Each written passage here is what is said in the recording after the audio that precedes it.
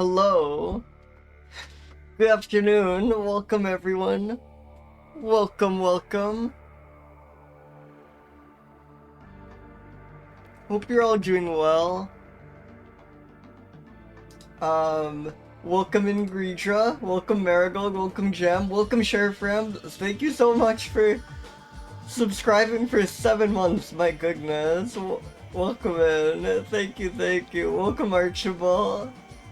Hi. Welcome everyone. Welcome. Hope everyone had a good weekend. Trying to think. Can report on. I think like.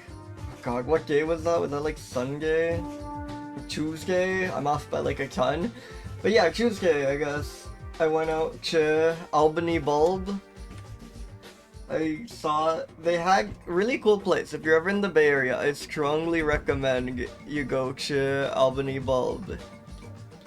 The main thing, it has all this like really nice kind of like rogue art, like just like art installations by like random people, just littered along this like really cool peninsula.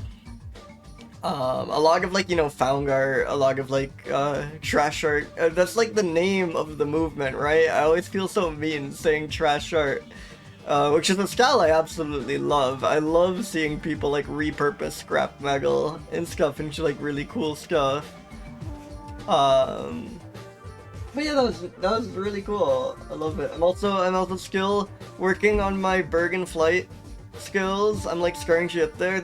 I love ospreys so much. The like coloration on them, the patterns on them, they're so cool. They're so pretty to me. But yeah, that's my update. Hey, I hope you all got up to some fun. To be honest, it's been like less of a week of hiking and stuff, just like a lot of just hanging out with friends and stuff, and a lot of like, I messed up my sleep schedule badly, and the less like daylight hours you're away for, the harder it is to like awake for, the harder it is to like go on walks. But I hope I fix that. I hope I can start going to bed earlier so I can like start having more time in the day for like nature again, because I really like to do that. And you know, I really want to see, here are the 2 birds I'm like watching out for. Thank you Grisha, thank you so much. The 2 birds I really want to see are the western tanager. There have been like some sightings around me. I think I heard one, at least Merlin told me I heard one. I'm not super confident, but I still yet to see one. But look at that, isn't that beautiful? Unfortunately, I think they're not in their like full breeding season yet, so they won't look quite this spectacular. I think it's more likely to look something like this, but that is still quite impressive. I really want to see one. And then the other one that's around me that I want to see is the lazuli bunting. Aren't these so nice? So I'm hoping on going more walks to like find one of these. And again, look at that like crazy shade of like, I don't know, like sky blue. Isn't that incredible? It's like some gemstone.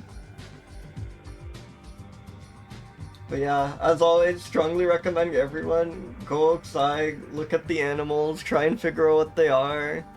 It's so nice. I think that's all my updates. Yeah. The bunkings are so good. I don't want to divulge too much, but I am going on a little trip that kind of just happened very spontaneously, somewhat soon.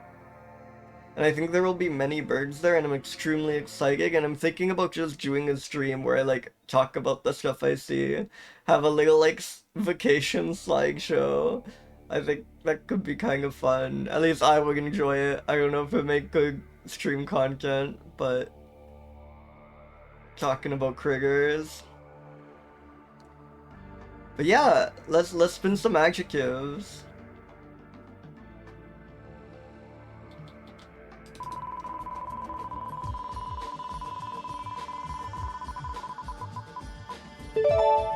Scaly, hell yeah.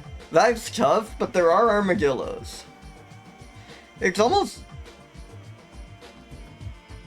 It's like... and pangolins. It's kind of fucked up, right? Because if no one was scaly, then we could, like, be silly with this. But there are objectively scaly. Yeah, huge win for you, Grigdra. There are just objectively scaly mammals, right? They're just extremely rare. We have to acknowledge those. Like, the odds of actually hitting a armadillo and pangolin are, like, extremely low, but they're not 0. I guess some, like, tails, like rat tails, look a bit scaly. That is, like, really pushing it. I guess an aspect, and we do luckily have an expert in Grigdra, would just be how, like, dragonic is it, right? Like, do dragons get a big of scaly cragget? Sorry, do bats get a little scaly cragget just for their, like, proximity to dragons? Maybe.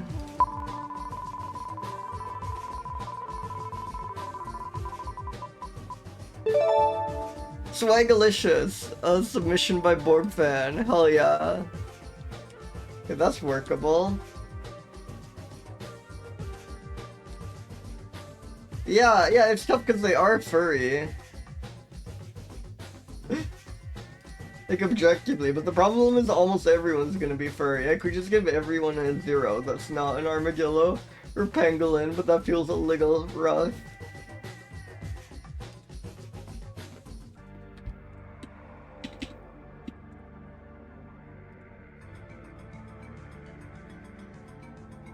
Well, no, by default, yes, but there are non-furry mammals. Like, we do have armadillos and pangolins. And we also have things like the naked mora, which is not furry, but also not really scaly either. It's just leathery or fleshy. Yeah, they're furry, but they have dragon sonas. Exactly.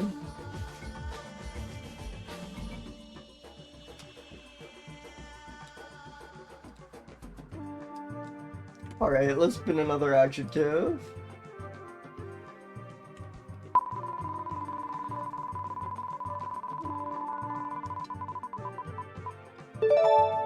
Blaring. Did you describe vocalization sometimes? And I guess if we're really expert, we can kind of interpret metaphorically, where maybe an extremely brightly colored animal is sort of blaring in some sense. But that might be pushing it. Mostly we'll just go by vocalizations and by how loud they seem, I suppose.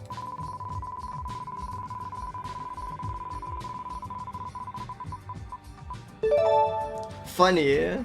Funny is good. Just how funny is it? I like that. I like that. I like rewarding animals for being funny. I think these are good. I think these are good. Welcome, Big Honeybug. Also welcome, Ask. Welcome.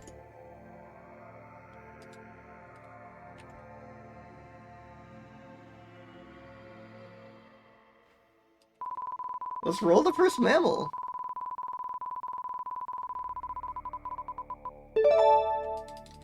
Juscelinomys huanchacae. Huanchaca mouse, or Huanchaca acodont, though it's not in the acodont genus, confusingly. What is this genus? A genus of burrowing mice. Like 2 living species. There's one known from only subfossil remains. Hey, welcome, crew. 1 second. Let me engage wobble mode.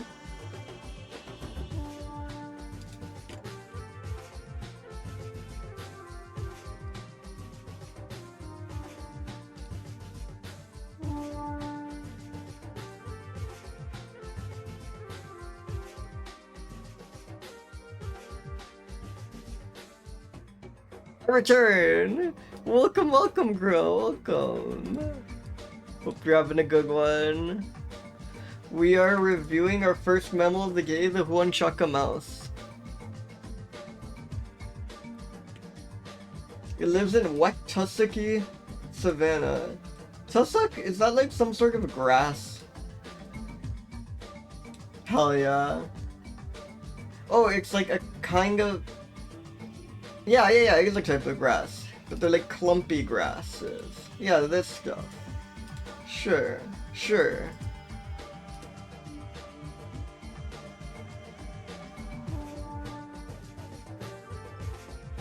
The future of this mouse is at risk. Let's play it sad. It is quite easy to trap in a Sherman trap, but seems very prone to shed its tail, with many specimens having short tails or stumps. I think it's constantly losing its tail. I think this is getting some funny points. Like, it's very easy to trap in a Sherman trap. It's constantly losing its tail. It's like a very, like, clumsy, slapstick kind of creature, it seems like.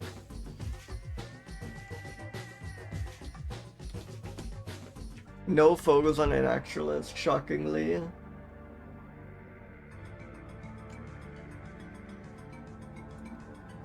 It regularly entered standard traps. That's so funny. It's the huanchacae burrowing mouse. So this is great. Of its common names, one is the huanchacae burrowing mouse, but it does not actually burrow. It seems to just live on land. And the other one is the huanchacae acogont, but then it's not an acogont. It's like fully not in this genus. It's getting like funny points by the minute. It's like this incredibly clumsy creature that's called a burrowing mouse despite not burrowing, and an acogont despite not being an acogont. We're all laughing. We're all laughing heartily.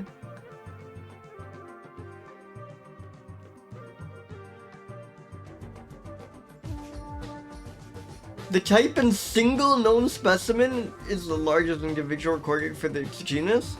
You know, that'd be a lot more impressive if there were like more than 2 members of this genus. Isn't that great? They go out of their way to say it's the largest member of its genus when this genus has 2 living species. Like, that sounds so impressive until you just realize it means it's just bigger than this other guy. There's like a 50-50 chance to be the smallest, well, there's a 100% chance to either be the smallest member of its genus or the biggest member of its genus. So good. Do you have an illustration? Huanchacae mouse illustration? It's 523, the very first one on there. Look at it. Where's the other member of its genus? It's the one right next to it, I guess makes sense. Yeah, I suppose so. They kind of just look like 2 different mice.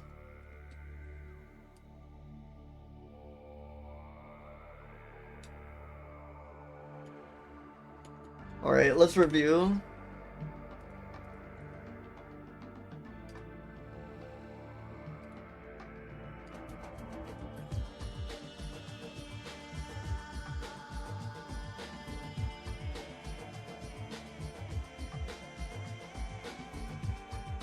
Tony, love it.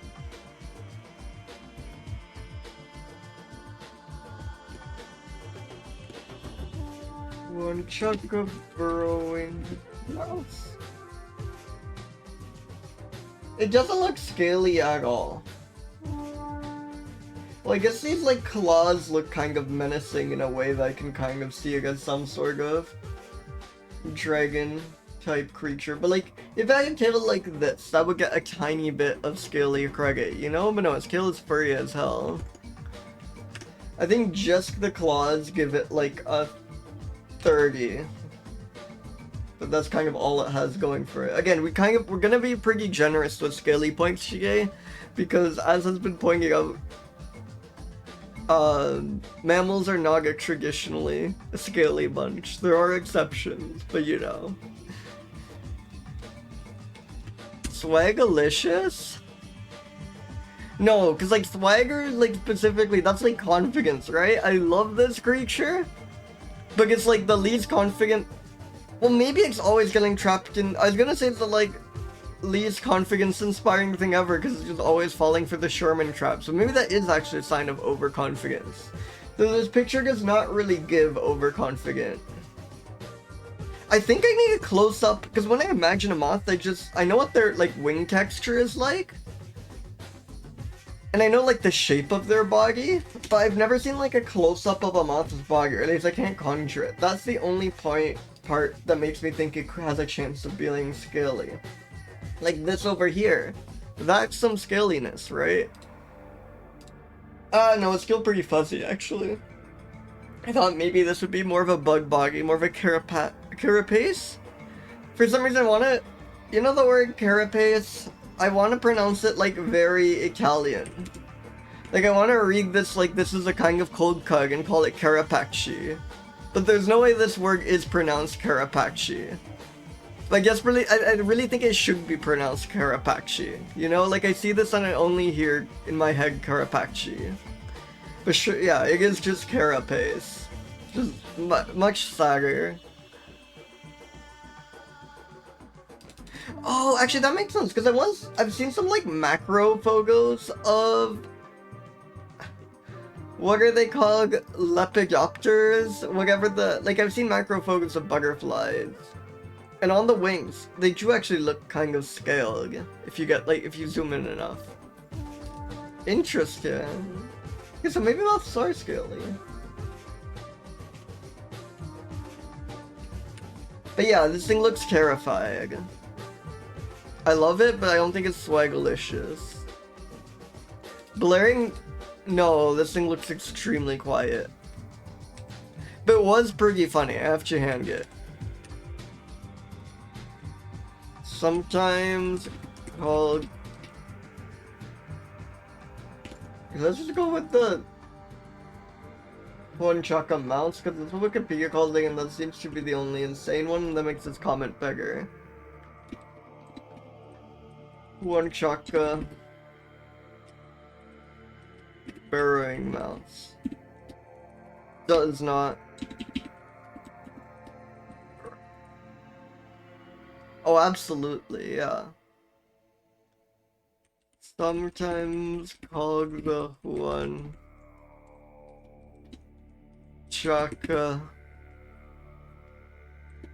acodon. Not an acodon. Loses its tail incredibly easily.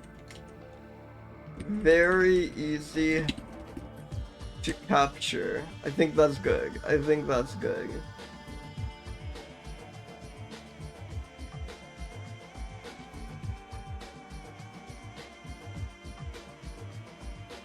I should move you.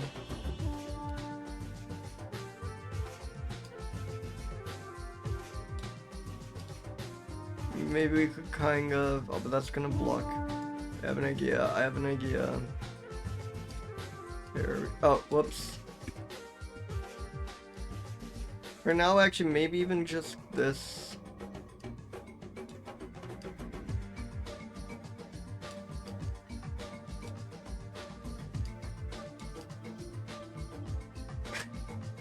Almost.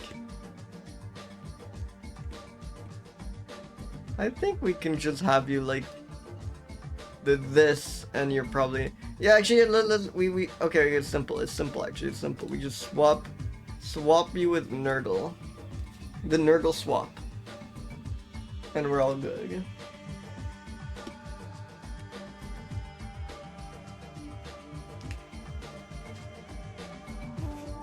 Hell yeah. Let's spin another mammal.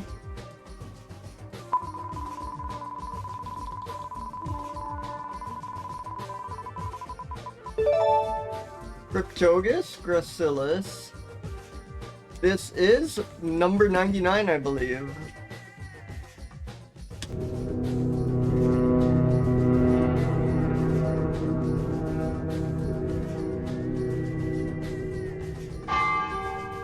Hell yeah. Calamancan, small-eared shrew. Welcome Circle Back, welcome Dribble Ninja, welcome Mage. I know. We're so close. Aww. Wait, this one's good. This one's... Wait, actually I don't know if this one's good. This one looks like it might not actually be good. Well, it's not marked as good. I think this one might be alive. I actually think there's a decent chance it's alive. I know, I'm very excited. I think I might, well, yeah, we'll talk when I reach 100. There's not gonna be anything crazy Chige for 100. I don't have anything like crazy planned at the moment. I have something like small, but I think, yeah, we'll see.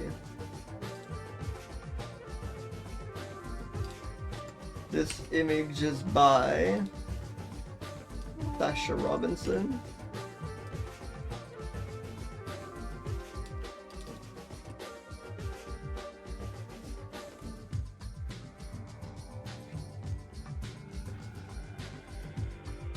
Hell yeah. How scaly is it? The skin looks almost a little scaly. Let's re-debug it. Wait, are there more images? Oh yeah, there are. Oh, that is quite cute. Look at that! Look at that! Look at that rotund creature. Welcome, Xavier. Welcome, welcome. That is so cute. Welcome, Gert. Holy crap.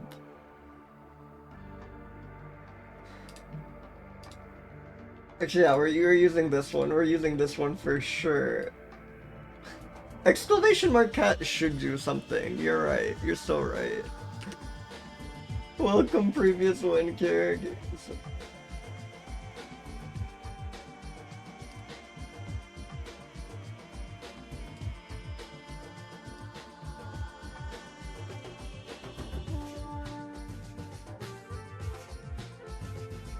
Oh, I see.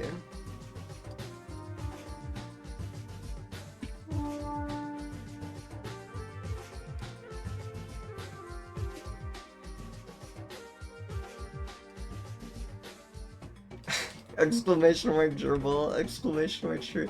Exclamation mark true definitely could do something.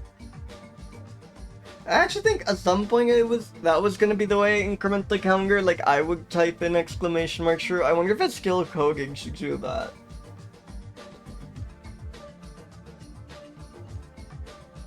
Yeah, host cat, domestic cat, that's on the wheel. That's one of the like giant ones. God, this image is so good.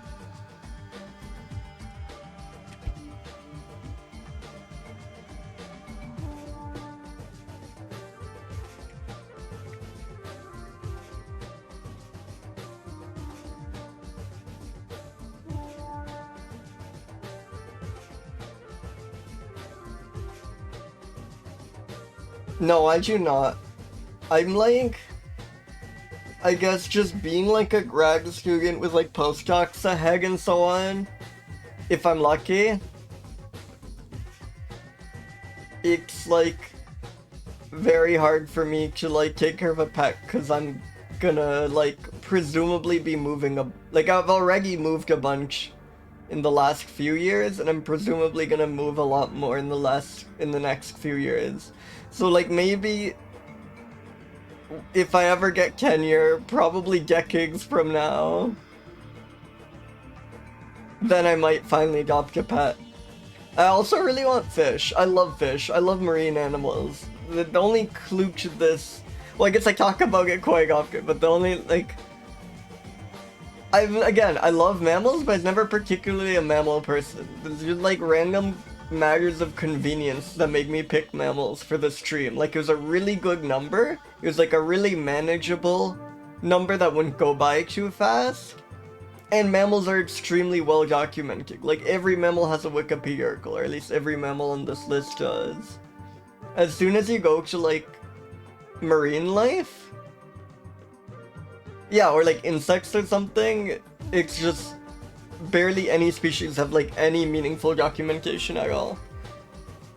So if you think like obscure Indonesian mouse is annoying, you have no idea what you're in for like other other classes of animals.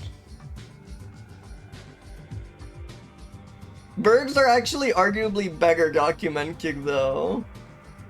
There are like a lot of reasons why I think birds would be a good pick. They would probably take me 7 years.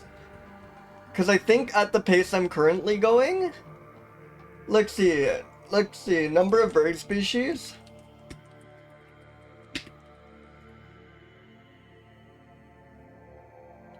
About 11,000 described species. So that's 11,000 over 20 is gonna be 550, right? So that's 550 streams. So that's like 270 weeks. So that's like 5 years. If I commit to reviewing... If I commit to doing all birds, I am just like saying that's gonna be what I stream for the next 5 years. Every moth would go crazy. That one, if I picked up the pace, I would just have to stream like 4 or 5 times a week, and I think I could do every moth in my lifetime. Unless there's some like huge explosion in discovering new moths. But if I just lock in the current time, I think I have to like double my current rate of streaming, and then I think I could spend the rest of my life doing moths, and barring an early death, I might be able to get through all of them. So that is tempting. Yeah, I have thought that Dribble Ninja. There are like some larger groups, and I've thought about doing a higher clade. Like instead of doing all species, I do like all orders of something. Or just like all, yeah, like all vertebrate orders or something. I have no idea what that number is, but you know. But there's something really unsatisfying because a lot of orders are so big and you have like very distinct creatures in there and you feel like you're like skipping a lot. Like you're not actually learning about the individual guys.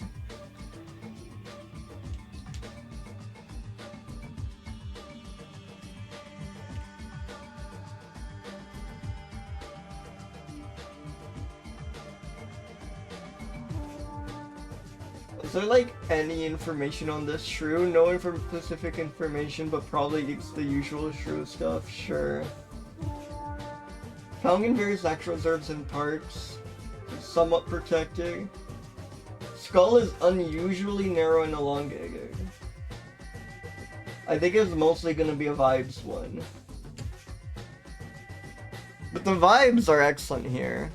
Hey, welcome Forrest, welcome! I had so much fun yesterday. Yeah, I have just thought about, like, compiling a list of taxa I really like a very diverse list of taxa I really like, and then just, like, pooling those all into a wheel. It would be sad giving up with the, like, catchy name. Like, I really like being able to, like, tell people I'm just reviewing every single mammal. Oh yeah, the heat has been like annoying up here. Chugazing Chubag, but my room like retains heat like crazy. I need to like dig out my fan. But yeah, I imagine things are like much Chugay is actually very nice. I really can't complain. Though my room is like weirdly hot for some reason. But yeah, I imagine things are much worse down there. But a couple of days ago it was like brutally hot here. It has been warm. Or actually, you know, just yesterday was brutally warm. I think. I'm losing track of time. As soon as the semester ends, as soon as I'm no longer teaching, I just have no idea what day of the week it is ever. Whoa, so I wonder if you're getting, like, my weather a day delayed by a day or something. I love how things like that work. I love how air moves. Swagalicious, yeah, extremely. I mean, look at this thing. Blaring, I love this guy. This thing is quiet as hell. Yeah. Funny. Pretty. There wasn't much humor here, but pretty funny. This image is pretty funny.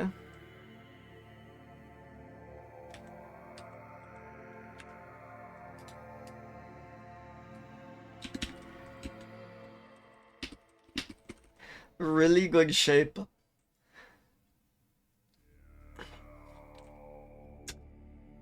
I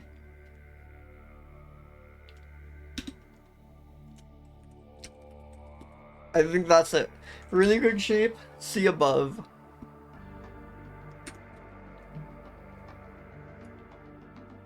I think I have nothing more. I have nothing to say that this image doesn't communicate, you know?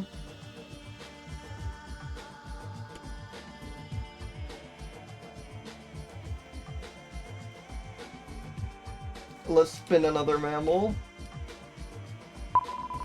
I can't believe I got shrew number 99 right away. Now I feel it's much more likely. Because two shrews is by no means a guarantee. Holy shit! Iconic creature? The American badger? Is that... Are there the... How many badgers are there? Okay, a fair number. God, I was here. Why didn't I get to see American badger? Another Point Reyes. I have to go back to Point Reyes. Point Reyes was so cool. Yeah, I mean, it's annoying without a car. I actually like basically wait until family who drove came to visit me to get to go there. But if you have a car and you're ever in the Bay, please go to Point Reyes National Seashore. It is badger from the memes. I don't know, for all I know that's a Europe. I mean, they sound American in that, but could be a European badger for all I know. God.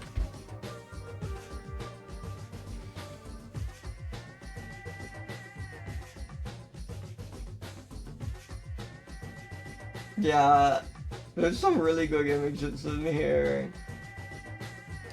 Extremely wet creature.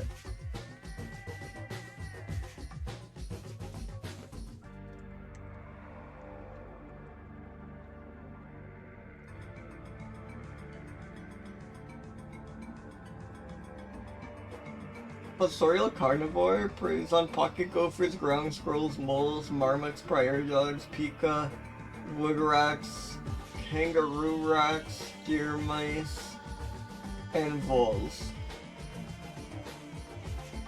Oh, the burrowing owl, I want to see these so bad. There's a bunch of like burrowing owl habitats near me, and I keep hoping to find one. Burrowing owls are so strange. I mean, it's kind of all in the name. It's weird that there's an owl which burrows. Eats corn, insects, lizards, amphibians, carrion fish, and skunks. Generally nocturnal.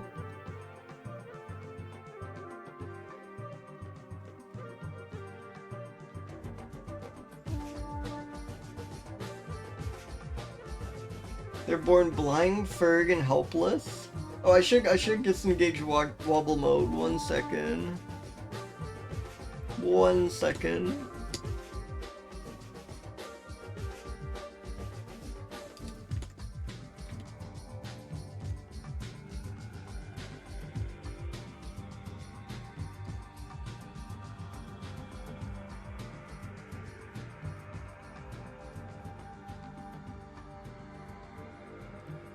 And I return. Hello. So for some reason, wobble mode is always like a bit lower than my regular avatar, and I don't know why. I mean, I'm sure it's just something with how I set up the PNG tuber. They thought to expand their territories in the breeding season, but they're generally solitary. They're so good.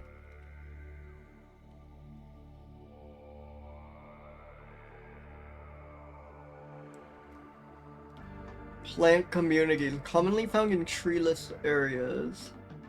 Welcome, Austral Sage. Welcome, welcome. Yeah. Still vulnerable to other species in its habitat. We got by golden eagles, coyotes, and bobcats. That's crazy to me. Like, this thing isn't that much smaller than a bobcat.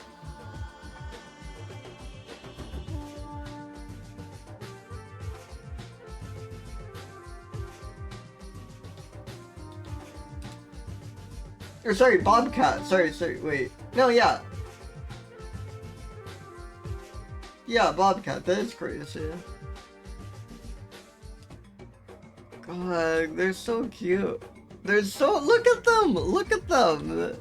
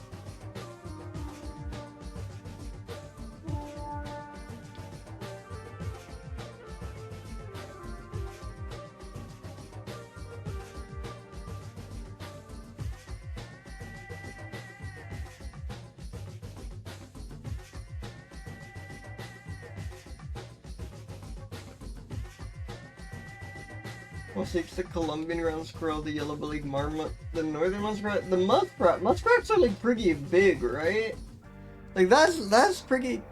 It's messed up that this thing is like 2 steps below a bobcat. 1 step below a bobcat, sure, but this thing is eaten by something which is eaten by bobcats. You know, it's eaten by something which is eaten by golden eagles. That's crazy. 2 rungs below the golden eagle on the food chain.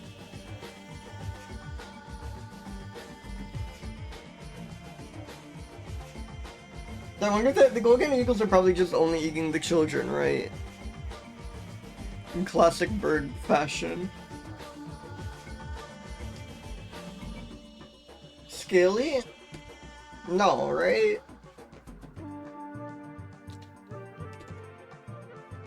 I don't think so at all. There's no- wait, is there like some secondary meaning of scaly that means like defensive? I swear, or no, okay, apparently what I'm thinking of, there's maybe a vulgar dated term meaning lower mean, which is still used in South Africa. Crazy.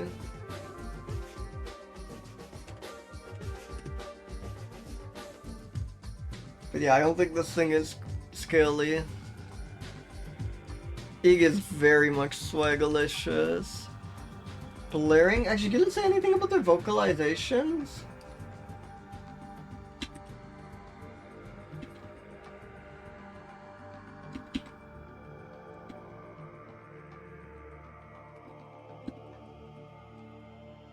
Oh, that's good.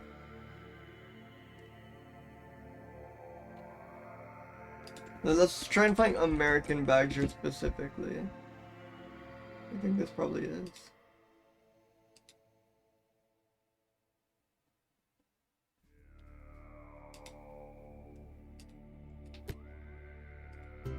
Rib ticklers. Thank you, rib ticklers.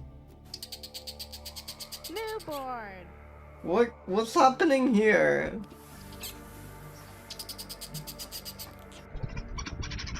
Mom, up. Okay, they've got sounds. Compared to like they blow a mouse out of the water, you know? It's not like monkey levels, but they're blaring. They're blaring. Yeah, I think that was a badger VTuber. It's like this channel is very confusing to me. I'm sorry, Pink Honeybug. Funny? I mean, there's the classic Badger video, like classic of 2008 YouTube, you know? That's hilarious. That cracks us all up every time. We love that shit.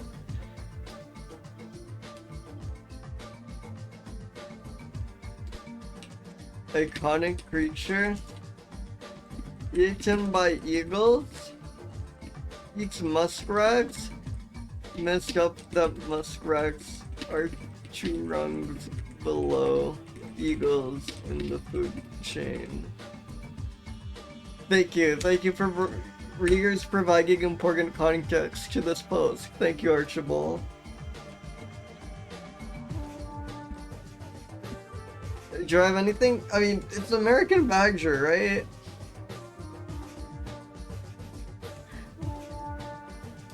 I guess we could just play into the joke. Isn't it like mushroom? I think at one point they say mushroom. Yeah.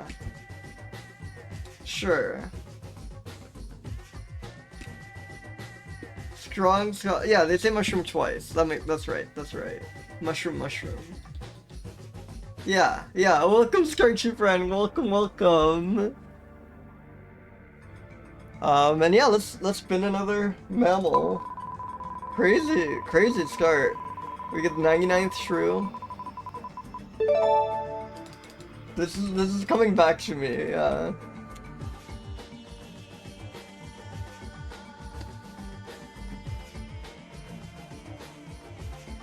Its taxonomic status requires revision. It's a pygmy rice rat. Hell yeah. Hope you're having some good food. Also known as Brenda's Coli Largo. Isn't Coli Largo so much more exciting than pygmy rice rat? Like a Coli Largo could be anything.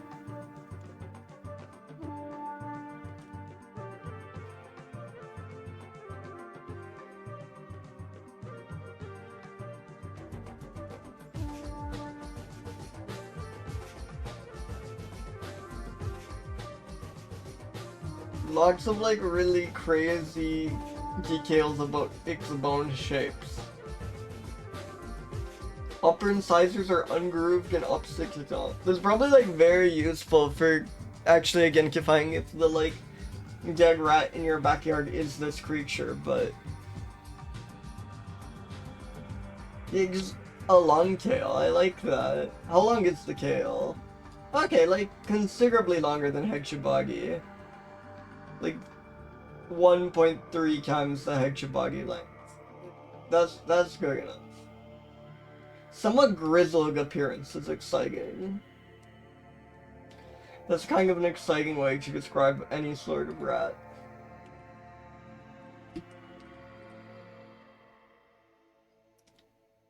Number 443 apparently.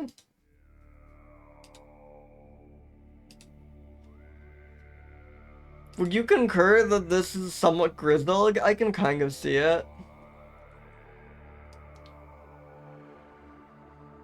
Doesn't grizzled mean like variable fur color kind of? Like grizzly bear? Or is it just like your fur kind of sticks out?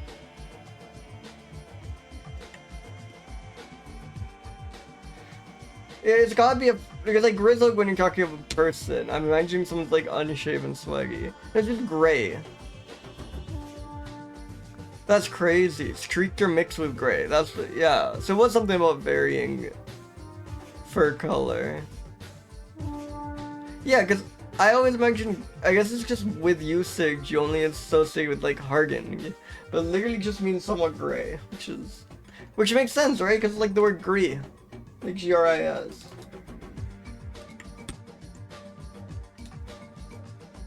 Same root.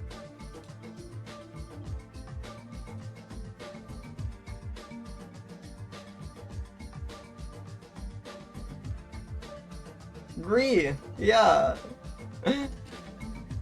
Brenda's Coli Largo.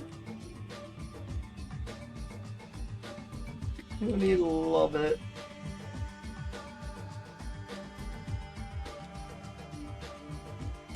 The tail's a little scaly. Like, you can almost imagine these as scales. I think it deserves some credit for that.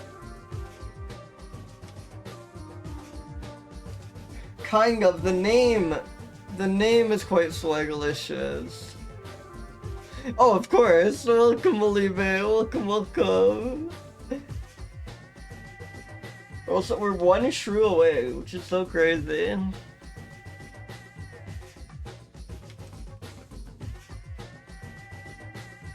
Blaring, maybe a bit visually. Not really. It's got a somewhat funny appearance, but that's all I've got for funny. Yeah, welcome large novelty, welcome, welcome.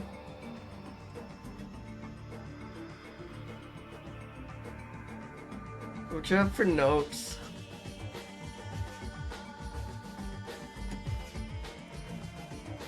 We learn anything about... Oh yeah, grizzled appearance. Somewhat grizzled appearance. Holy Largo is so much cooler than Pygmy Rice Rat. Big ups to their PR team. I think I'm happy with that.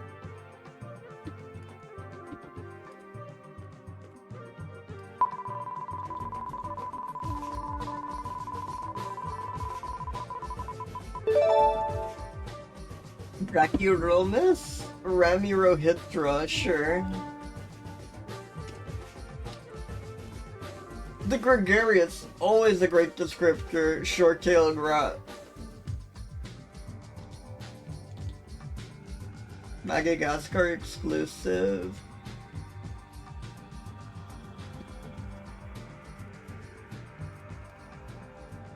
Yes, Borbfen, it was. It was. We do in fact have Swagalicious today.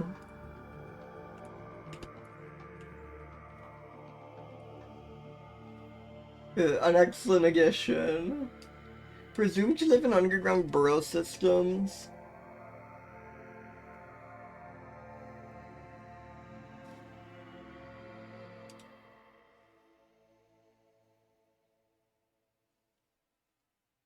Herbivorous.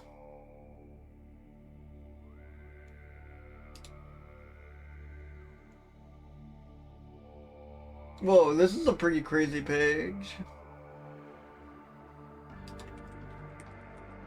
I have a feeling it's going to be one of the normal looking ones. It's 24.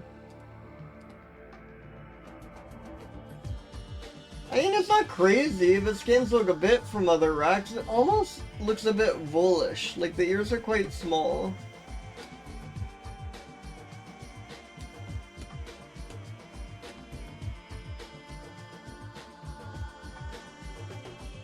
I wonder if it's in like a taxonomically interesting spot then. Hell yeah.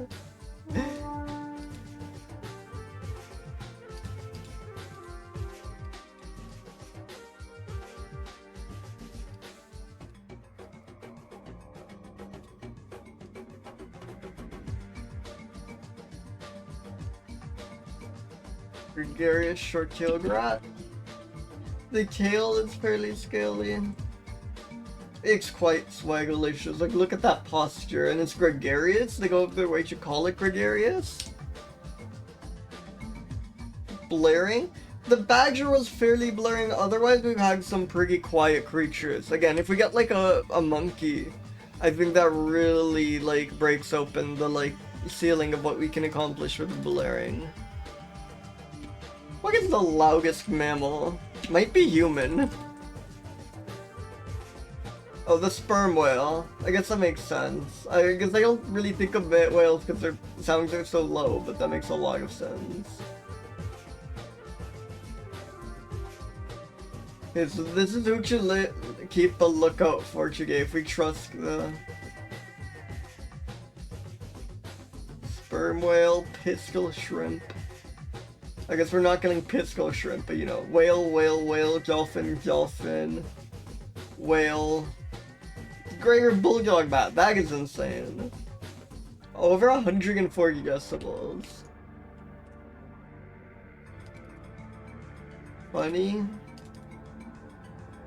I think gregarious was funny.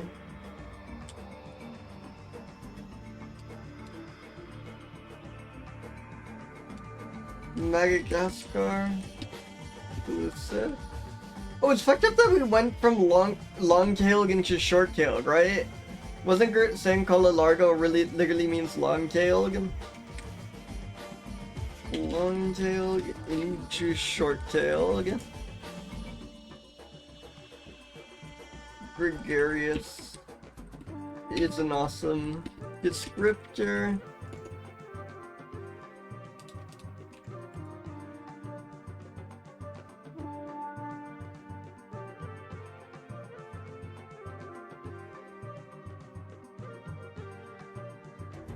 Because I feel if it's on Madagascar, there's a... It's just like related to these. I remember the swamp mice, the poached rats. We've had a few of these. Neotomas. It's not like... Yeah, it's not super closely related to like the traditional... Like the house mouse or the black rag or anything. Yeah, cetaceans are... The elephant seal's very loud, I know this firsthand. But yeah, it does look like cetaceans are maxing that out.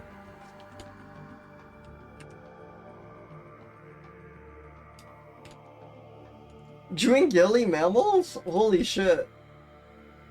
Wait, holy shit, the gilly mammal? Insane. Oh, these rule, these are so good. Thank you for linking those. They make up to 456.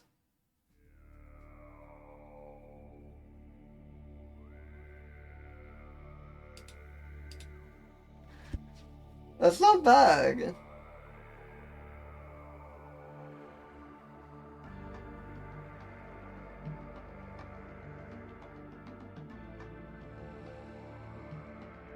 I want you to get back to it soon, I do miss it. Aww, I hope they're up to fun things, whatever they're doing.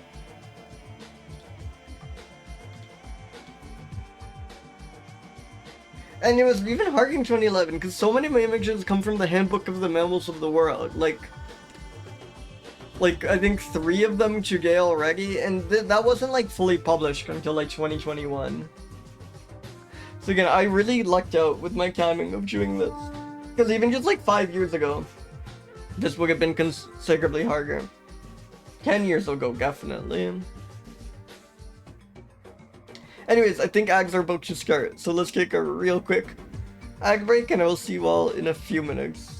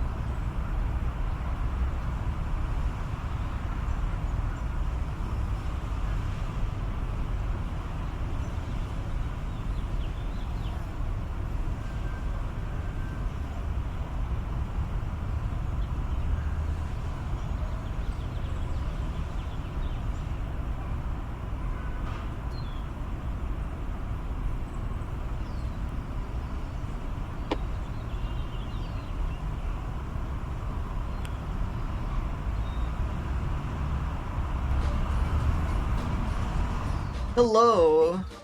Welcome everyone, welcome. Also, I had this really exciting moment. Well, okay, two good things.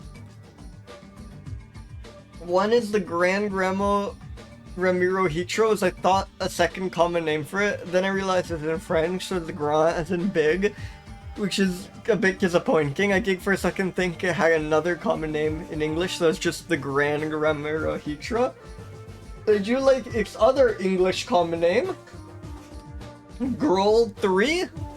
E Madagascar Kush von Salat. Of course, its other English name. And then I also like its other German name, which is just Groll.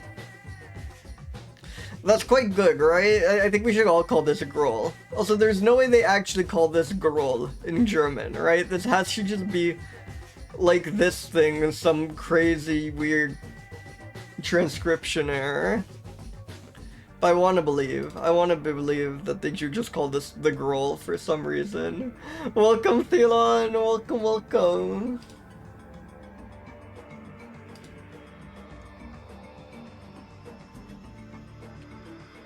And let's spin another mammal.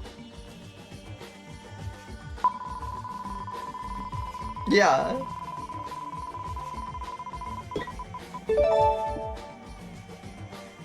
Proechimys urichi.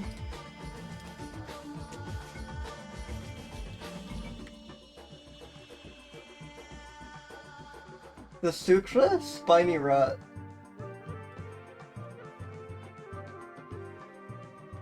Just up there in like northern Venezuela. Big rat cave for sure. At least the non-rats have been quite exciting. Big badger and the 99th shrew, which was also had quite a cute photo. Look at that. Look at that. Love the like fucked up nocturnal eye at night thing going on here. Look at those colors. That is extremely cool.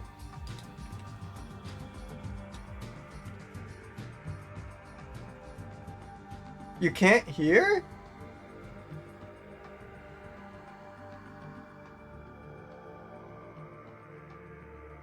Wait, is the audio weird?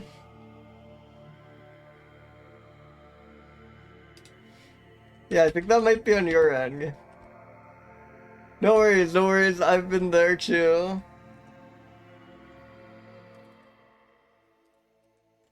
I have so often like accidentally bumped into my audio interface and then my audio stopped working and I thought the like stream was muted.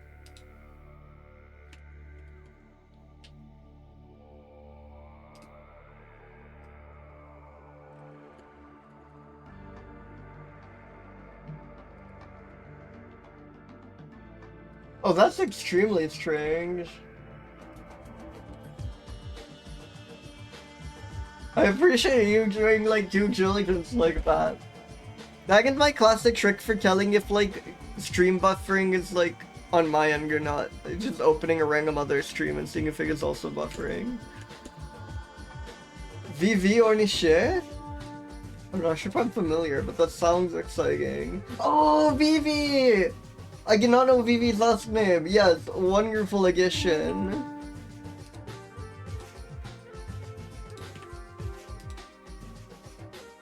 That makes sense. Also, that seems like a very useful tool. I will have to check that out.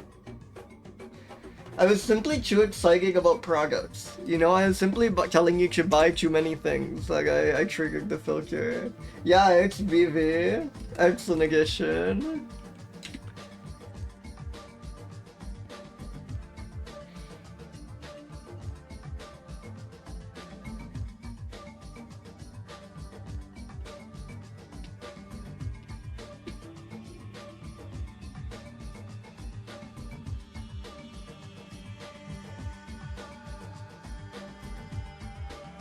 Animal Genetics and Evolution.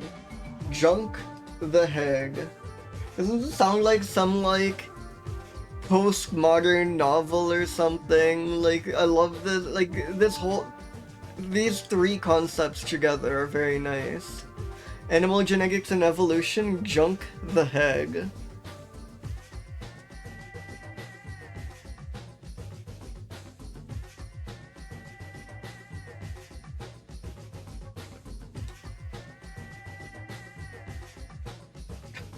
Check out the check out spiny rat cligistics. Isn't this awesome? Don't you love spiny rat cligistics? Oh hell yeah, Archibald. God.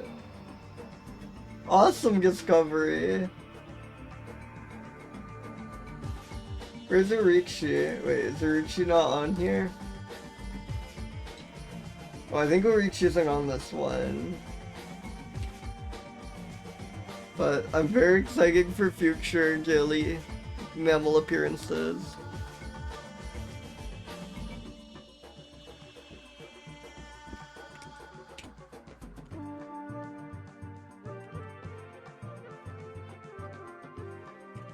Daily. The one photo doesn't make it clear. And there's no Jeebus thing, but well, spines are kind of, they're more scaly than fur is, right? So it deserves some credit for that. It looks fairly swagalicious. I think there's insufficient information to make any bold claims about how swagalicious this creature is. But there's some swagalicious going on here. No, this thing is quiet as hell. I didn't laugh, sorry. There's nothing funny about the super spiny rat. It's very cute though, and quite awesome.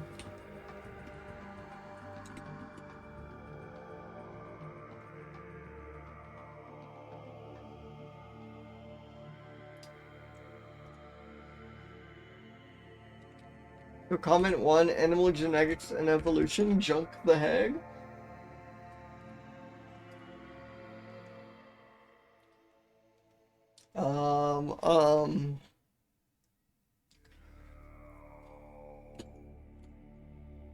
Shout out to spiny rat logistics. There we go. Let's spin another one.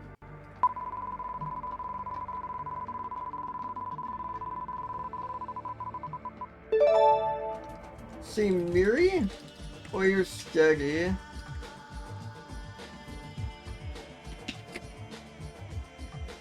Holy shit! God, squirrel monkeys are so good. I love New World monkeys. Absolutely a guy. Distinctive white and black facial. I've never seen this like exact monkey before, but going with the context. And like squirrel monkeys tend to have a similar vibe going on, so I'm probably just thinking of like potentially other squirrel monkeys. So they can say the black and white cap mask is distinctive, which is what made me think, I know this guy. Surely I know this guy.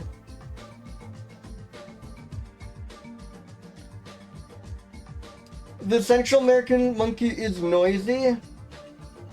That's great for its blurring score. Yeah, this is an iconic creature, right? This isn't just squirrel monkeys being iconic, right? People love this guy.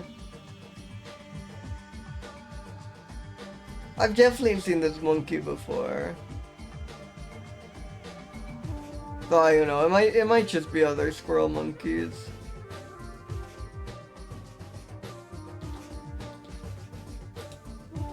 $2,000 observations. This feels like such a canonical monkey. You know, you think of monkey, this is one of the guys you think of. It's very good hair. Yeah, I do like the Wiggles peak it's got going on. Yes, look at that. Look at that. Monkeys rule.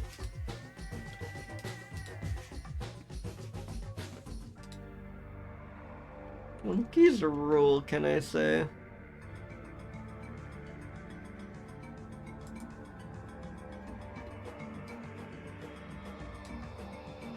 Canonical, excellent addition.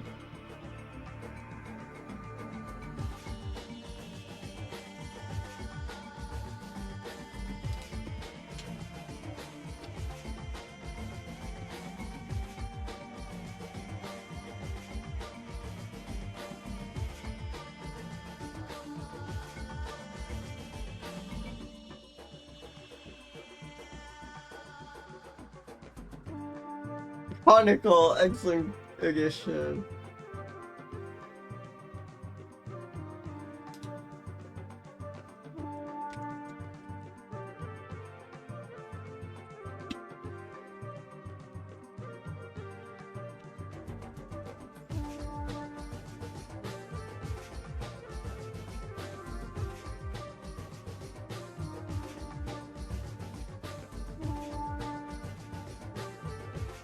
Images by Brian Gratwick.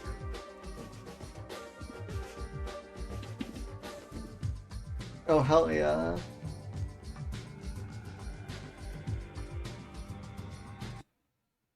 Bionicle would be quite good. I almost feel like Bionicle could already be on there. You might want to check.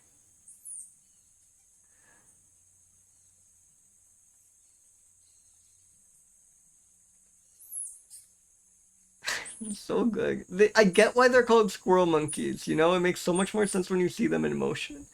These are if monkeys were squirrels.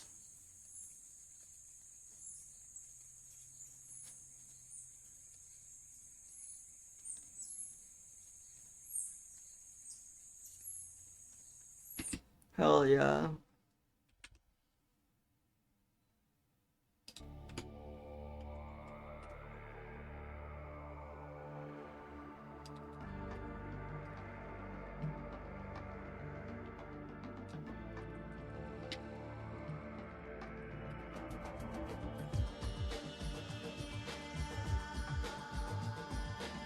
Okay, we've been mostly doing scaling, but this one does scale things. This one is scaling.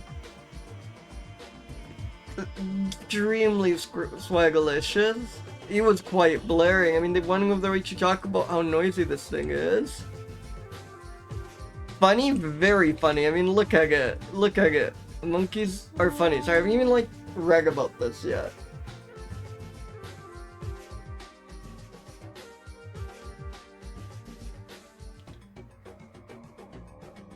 Jeez, only 50% of infants survive more than 6 months, largely due to predation by birds. Unfortunate. This thing would scale well in the late game.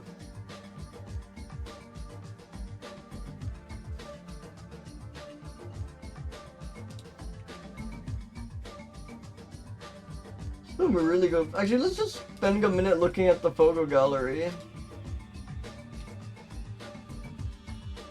Oh, fuck yeah. Look at him! The whole pack. Yeah, extremely good. Look at it again.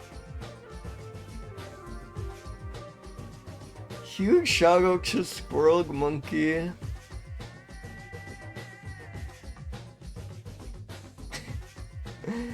Yeah.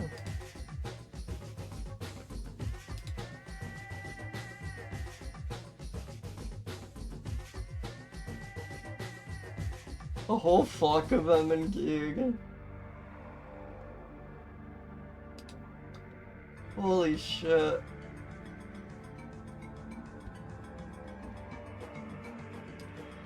What?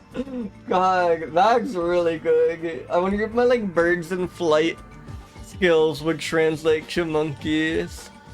I wonder if all my like knowledge, everything I've learned could be applied here.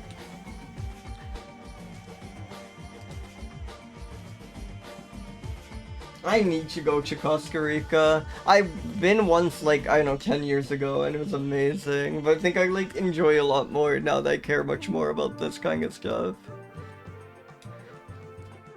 Iconic monkey, I think.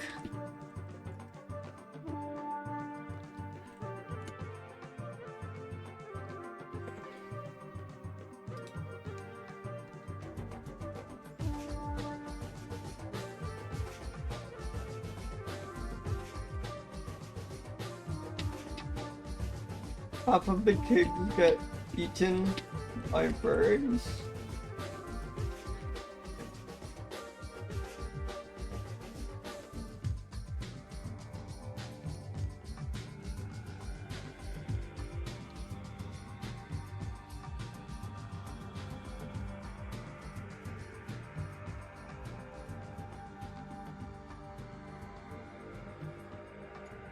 I think I can delay like many cute photos on a naturalist.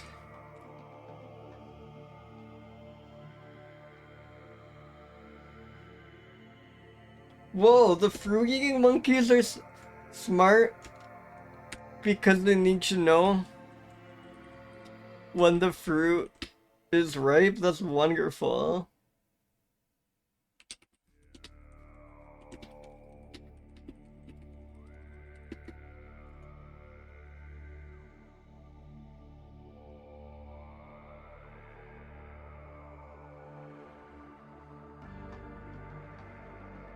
Holy shit.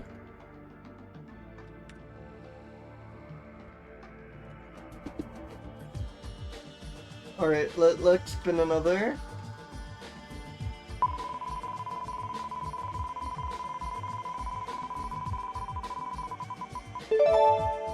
Lasiorhinus? Krefftii?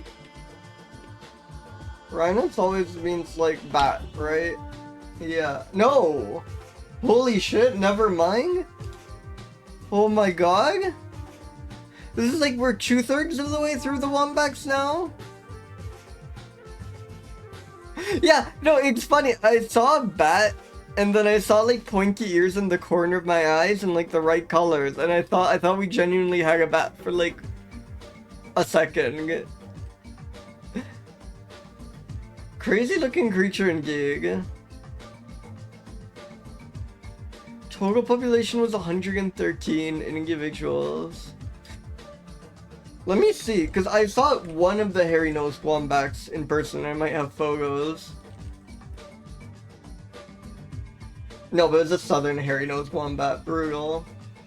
We've rolled every wombat except the one wombat I've actually like taken a photo of. Look at that range. Oh my god, poor things. But at least this is a very, the trend is at least very encouraging, right? Like 113 in 2003, up to 230 in 2015, up to 300 in 2021, and 400 by 2024. Obviously still like very at-risk numbers, but the trend is like that's good to see. That is awesome that they're recovering. How they get so low?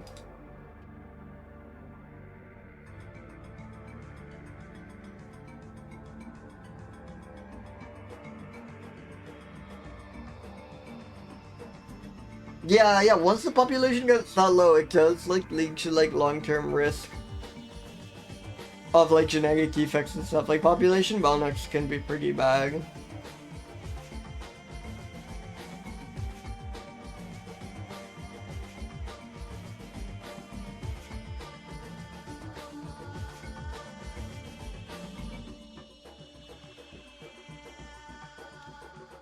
Yeah.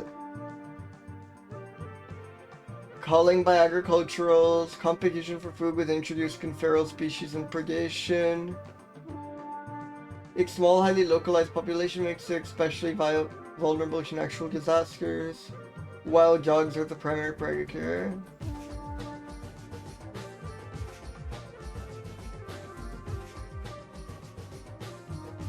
And landowners, unsurprisingly. Jesus, poor thing. But yeah, at least the trend seems to be doing well. But you can never be super safe when you have that limited of a range, I feel. Population of 30! They were considered extinct, and then a population of 30 was found in the 1930s. Only 35 were counted in the 1980s.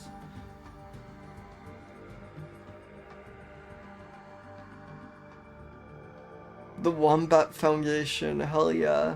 Oh, that's just a person. That's just a children's author, or I guess a general author.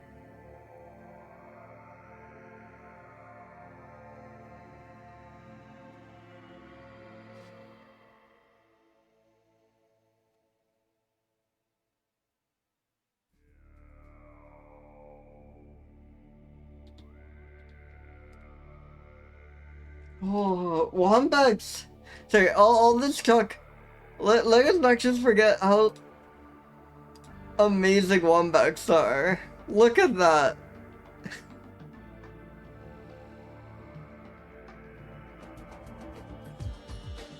That's so funny, Austral Sage. That reminds me of all of those, like, incredible dinosaur bones that are just found, like, by some construction worker, like, you know, like, laying the foundation for some building, and then just, like, stumbles on the most, like, incredible remains of some creature. They're so nose. They're, like, they're also just so, like, teddy bear to me. They're so cuddly. They're so, oh my god. It is kind of a hug. He looks like that cat that's gonna cry. Yeah, I know the one.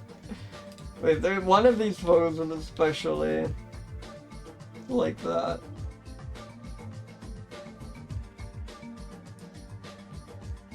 This one.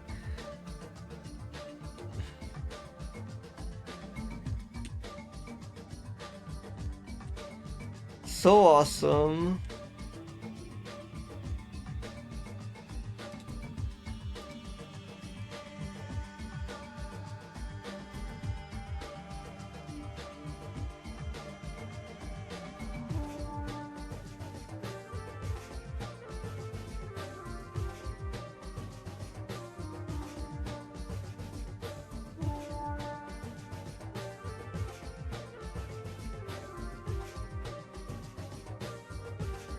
Raggly.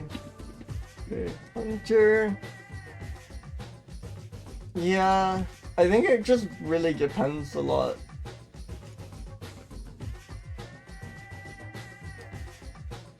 Like, I think it takes a very long time to, like, fully go back to, like, fully genetic diversity, like, you know, geological time scale or something, but I think you can just kind of... The population can still just kind of survive with messed up genes sometimes. Like, it just might just be for the foreseeable future at, like just, like, somewhat more inbred, but it doesn't necessarily spell out doom.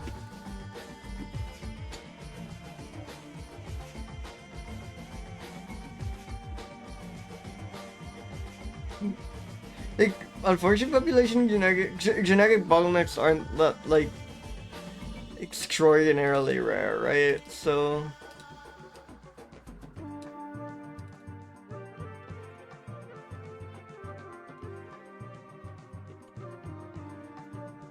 it almost has scaly vibes. Like, it doesn't have scales, but I can almost imagine it having scales. I don't know if that makes any sense. Like, it's just weird. It's weird in the way it was where I wouldn't be surprised if it had scales. Yes. Absolutely. Look at it. Look at this photo. Look at it, like, holding up its paw. Wait. I have the perfect. It's, like, exactly doing this. Wait, can I? 1 second.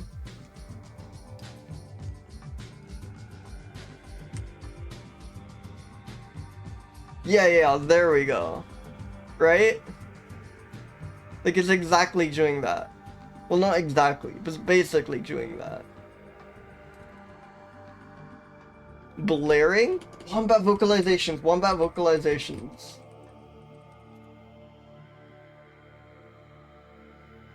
Wombat yelling. Scary.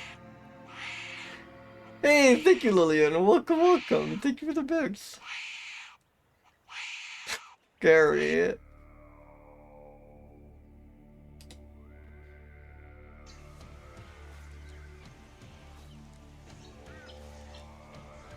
I love the fucking, like, epic music over this footage. But this is not the hairy nose. Can you find hairy nose specific ones that I might be asking for too much?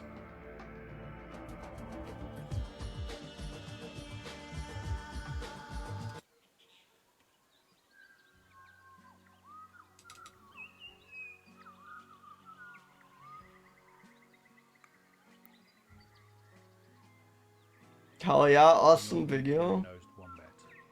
The majority of the around 315 northern hairy-nosed wombat individuals at the time of They're so good. Like footage over backwards. This is probably to keep dirt out of the pouches as they burrow. They're so strange. There's like no other animal like that, you know? Like wombats in general, I mean. Conditions. They are very slow breeders. What are wombats' closest relatives? Maybe I'm wrong. Maybe there is some other... Like, the marsupials never sees to amaze me, you know? Maybe there is some other... Wumpaktig.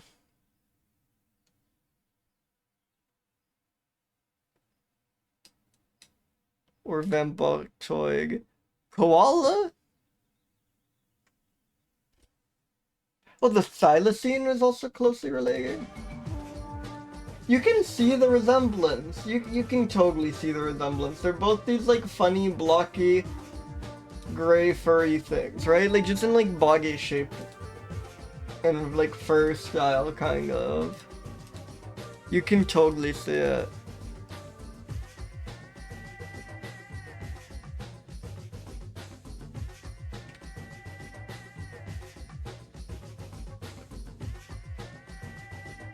So it's just the koala and the wombats. One went into the ground and the other one into the trees. I feel this is like common theme of like mammal families where like there's a lot of like rodents like that.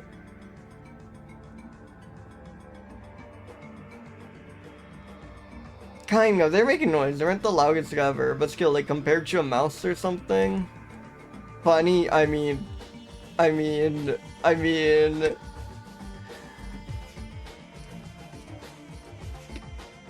Holy shit. Wombats are so crazy. There is no other thing on earth like them. Extremely dangerous and extremely endangered, unfortunately. They're on, the trend is very good at least.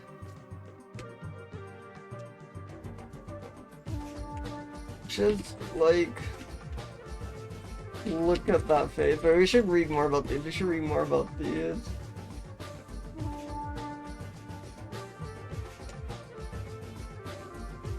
Characterized by open eucalypt woodland. Yeah, most of what we know is based on the like much better known southern hairy wombat. A southern hairy-nosed wombat, which makes sense. They have been bred in captivity successfully. So we may have captive breeding programs in the future. Oh, thank you, yes. Beautiful.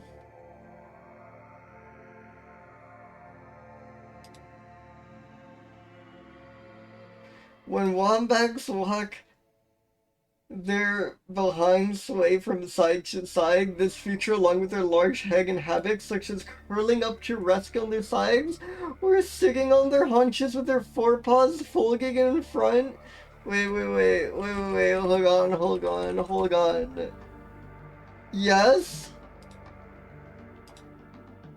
Yes? Yes?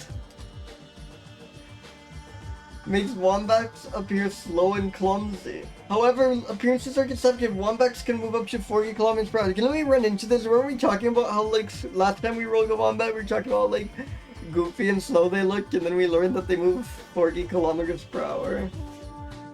Yeah, we have encountered this lore before.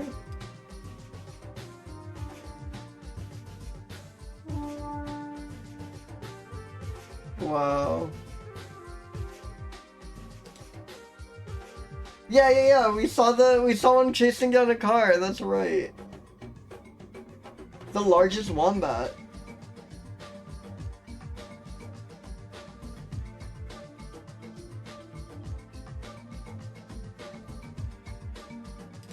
Oh hell yeah, the Wombat tunnel.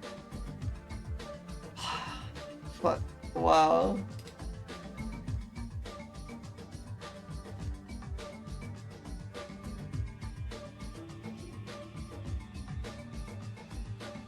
Grazing animals. Mostly eating grass.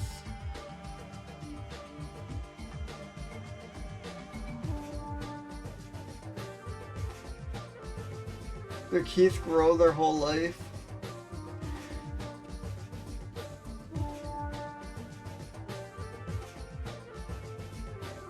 Incredible.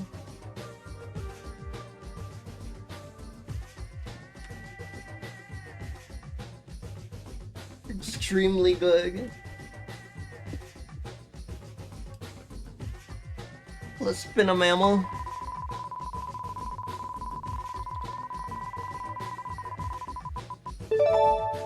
Petrogale, burbidgei.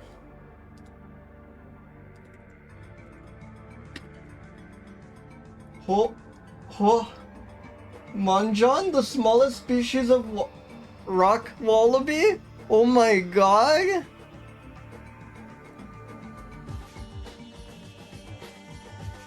Oh my god! I love wallabies, and we've gotten some rock wallabies, and now we have the smallest rock wallaby. This,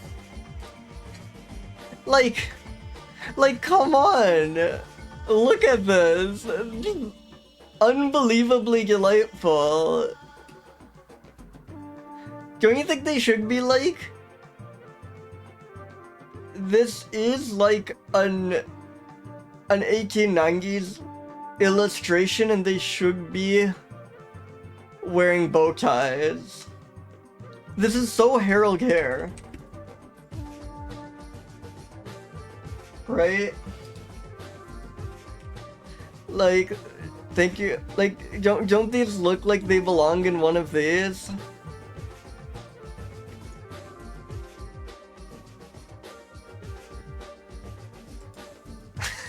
Sorry, I can't get over this picture.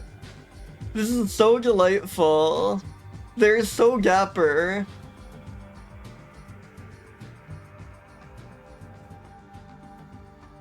Just the fucking expression on this one is stunning me. Yeah, exactly.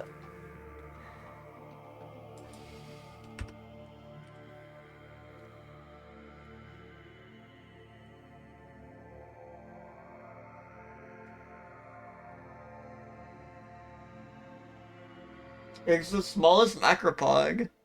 But are Petrogale? Or sorry, no, not Petrogales. What are the Pagamelons? Are they macropods? Because I think of Pagamelons as being extremely small, but I think they might not be. No, they are macropods, so this is smaller than a Pagamelon.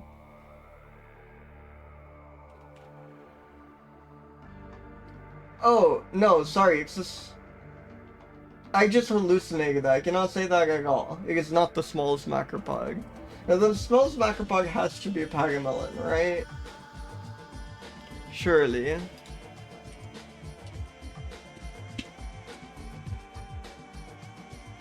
Whoa.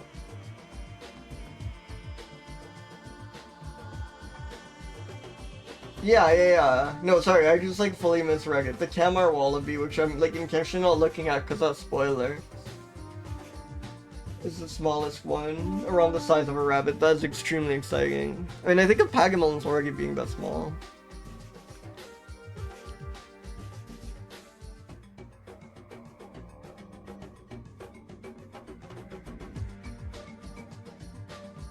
Head and body length of 30 centimeters, but these are quite tiny. Like 30, these are like a foot tall. Yes.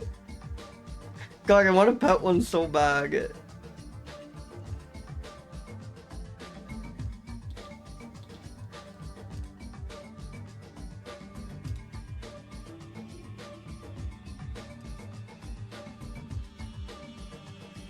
I love to see a Monjon. Look at that! Look at that!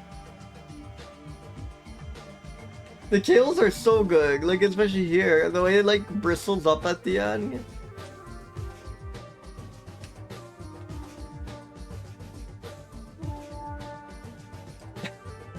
Love the expression here. And this one. This image is so good. This is another one from the same series. What's it eating? Look at that good face it's making! Wait, not on this one, not on this one, not on this one. There we go. Look at that, look at that. It's snacking. Look at how stubby its arms are, like T-Rex proportions. Wonderful.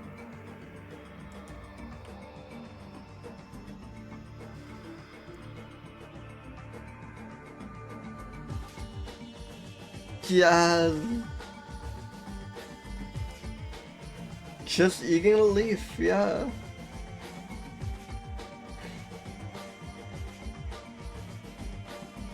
No question though.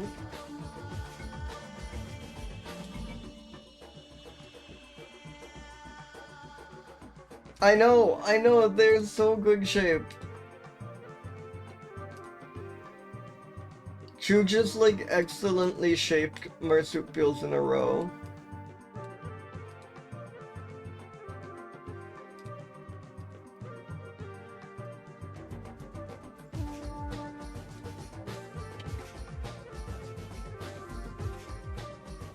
Yeah, yeah.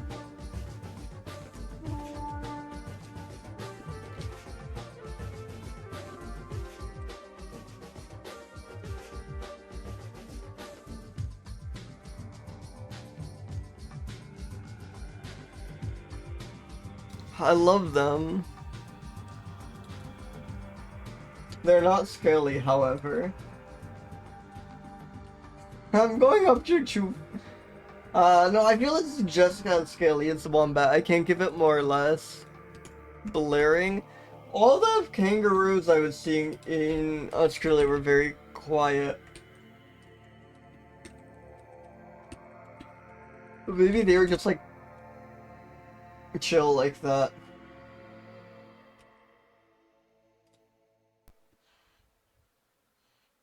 Which one was that?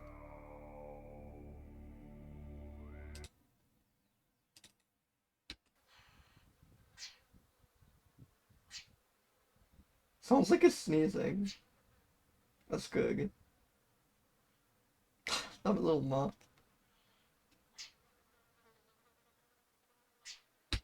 Wait, we're never getting again, so...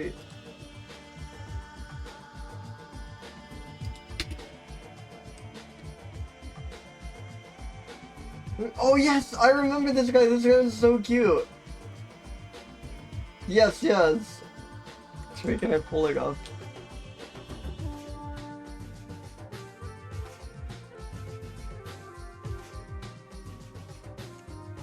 Oh god, my website's like getting slow, I think. There's just too much on here. Yes, not the Mala, which was amazing. But the the extremely good Manjan. Look at this image. Isn't this image so delightful? And yeah, welcome Valerie, welcome in, welcome. Isn't this so good? They're a foot tall. Standing up like that, like their head body length is 1 foot.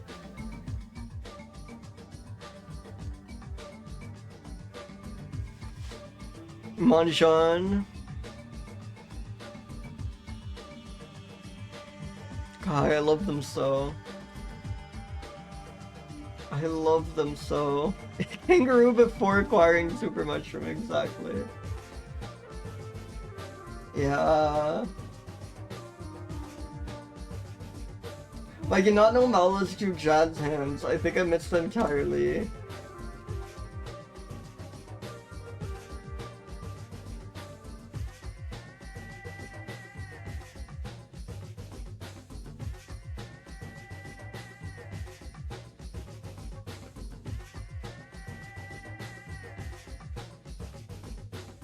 Incredible.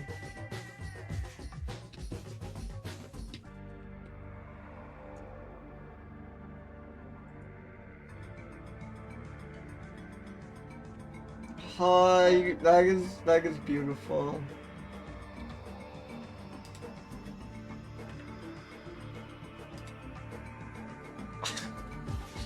Look at those little scubby hands. Wonderful. Yeah. I think again these are just as funny as. Oh yeah, they're not blaring though. I think these are just as funny as the wombats.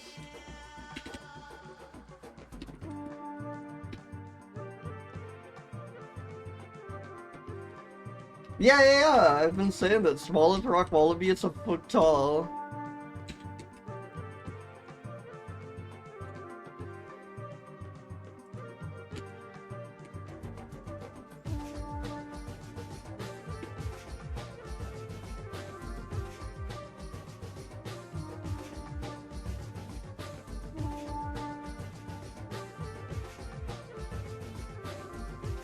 You love the moncktoni. Again, it's like crazy that like kangaroos are so familiar, but like there are so many just tiny kangaroo-like creatures in Australia that you like almost never hear about. Oh, there are so many wallabies, Valerie, and there are also like hare wallabies, like H-A-R-E wallabies. So like there are many wallaby variants, types of wallabies. Like look at how tiny this thing is. They're like many like extremely small macropods. They're also pagamelons. They're also wallaroos, which are like bigger wallabies. Look at the pagamelon. No, I'm telling you, there are so many like wonderful marsupials that Australia tries to hide from you. Yeah, it's exactly a genre of mammal. Well, this macropodigi is extremely strong, really good plague.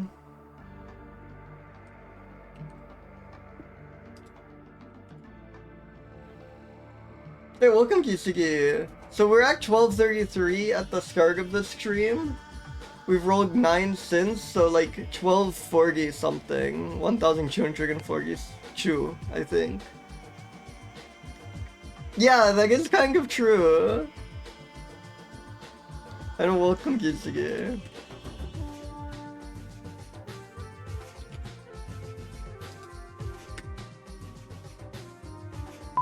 I know, we've like made a real dent in the total count. Minthopsis murina. Yes, the Gunner of this. Wait, sorry. Hello, of this screen fame. Those scrolling guys are fact-tailed Junnards. So a relic of that. Is that like 3 great marsupials in a row? That's kind of crazy. Yeah, of Junnart fame. Of Junnart frame. Oh, as of today. Well, really as of yesterday when I was on Forest Stream and I asked them to make the Junnart scroll and it was awesome.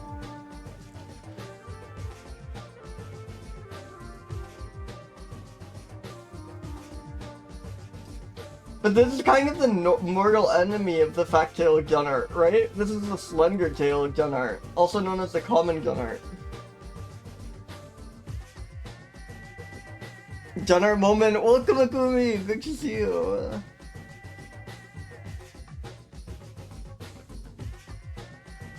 Yeah, Gibbler was really good. I think Valerie's here for Gibbler.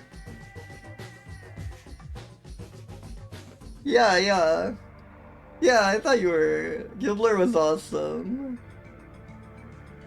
I love the Gibbler. Look at this, like, incredibly meek-looking creature. Someone needs to, like, bathe and comb this creature and then give it a comically large cookie, I think, right? It looks so scrunkly. It looks so, like... It looks so messed up. I love it.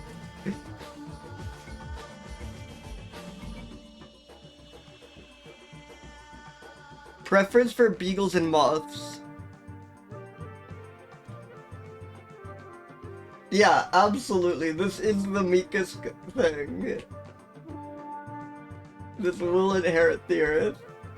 Thank you, Tom Frisbee. Holy shit.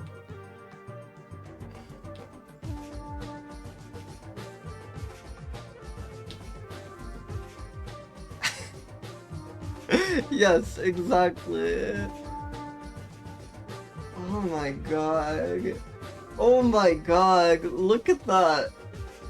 Look at that.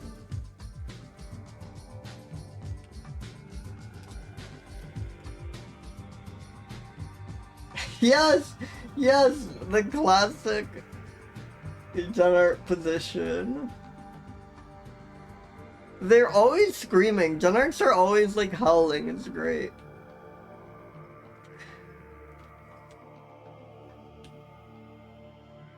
I want to say that increases their blurring thing, even though I don't think they're literally. God, look at that! It's so. It's so this. This picture is insane. This is a cartoon rat, absolutely.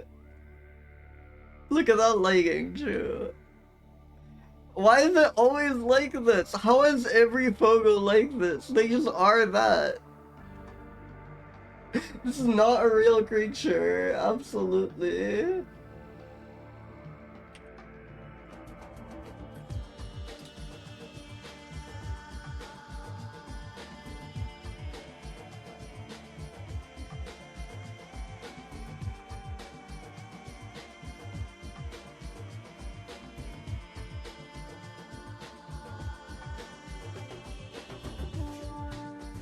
Encounters were particularly prevalent within Juscelinomys and Brachyuromys, indicating that they are more social than the relatively solitary common Genart.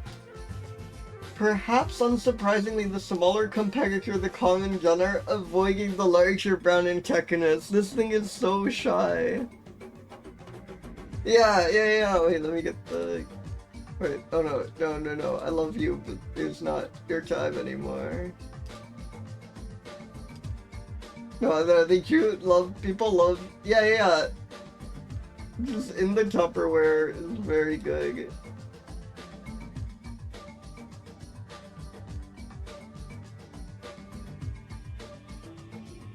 Yeah, Log of Antechinus mentions. Oh! Look, before and after getting a back massage, look at the pure bliss in its face.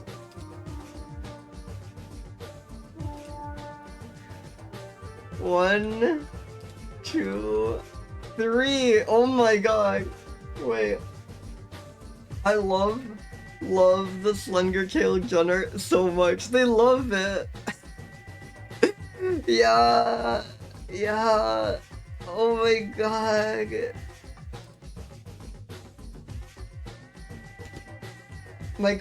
The current image I had was this one.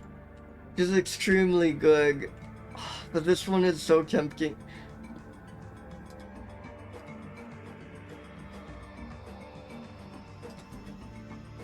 You know, I'm gonna...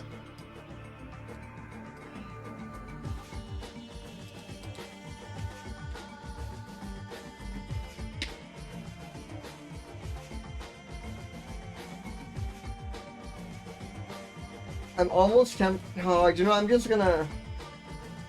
And we can include the classic disclaimer of Gochu. Yeah, I think that's right. I think I ought to do this. I think I might even scale it down a bit.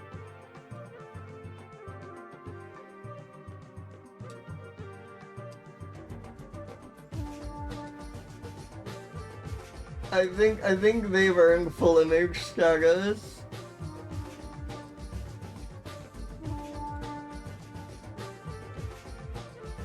Full art status.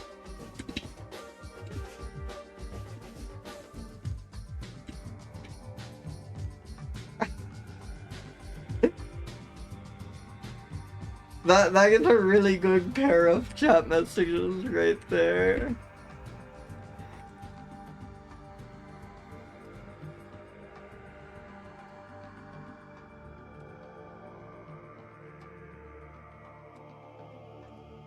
This image is by Gensi.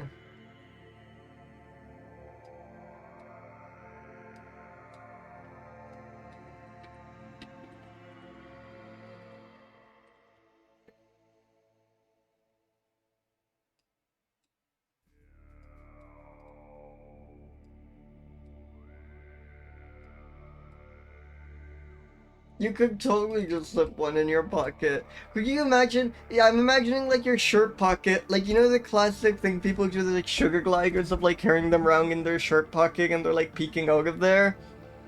I want to do that with a slender tailed gunner. Like to be honest, I would also love to do that just with a sugar glider. Yeah. I do think it's probably not a good first time pat. I really want to make sure I know I'm doing and I could give a good life, but I love sugar gliders so much. I think that could kind of go crazy. Having a like, and like, you're supposed to get 2 of them. They're like socialish animals. I think if you get a sugar glider, you're supposed to have 2 and you're supposed to bring them around with you. Pygmy possums, oh my god, that sounds so good. Carrying one around in your shirt pocket. My god. Not scaly. Quite. It's almost like too wholesome. I'm giving it a high score, but I just think it would get a higher score if it wasn't just like so like lovely and cute and sweet, you know? It gets blaring credits for all the photos where it looks like it's screaming. Which also helped its funny score. Yeah. Scaly, swagalicious, blaring, and funny. I think it's a good combo.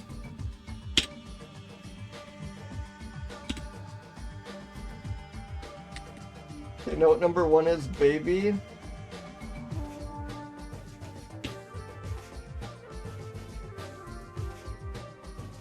Look at that smile. Possible nemesis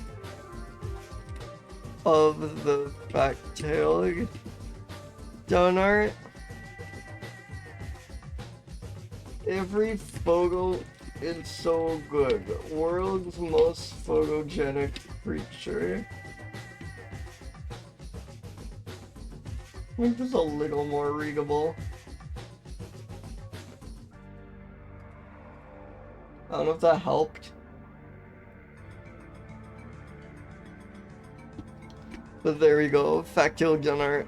Or slender-tailed gunner. Sorry, I'm so used to saying fat-tailed gunner.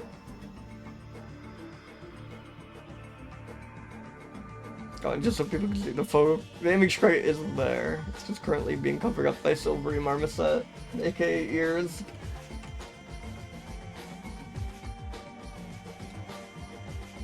Alright, let's spin another mammal.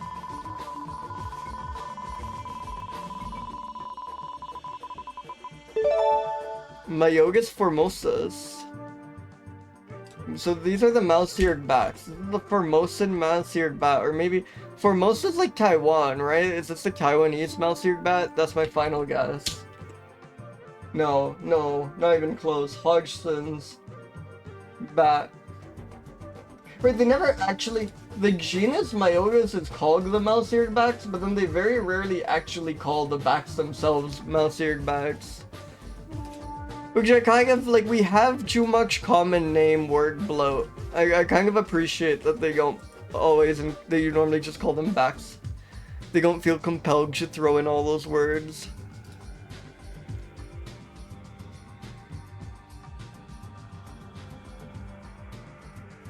So crazy taxonomic situation.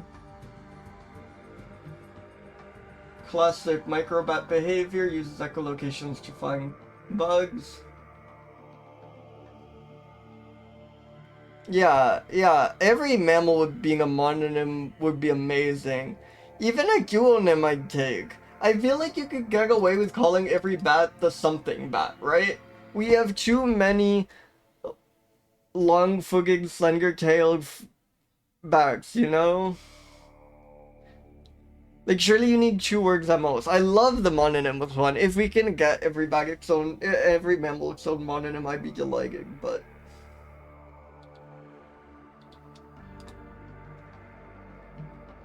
But at very least, you should never have to surpass 2 words. This photo is kind of insane with it. It almost makes it look like this is some like fruit growing in this tree, you know? They look so much like they're supposed to be there.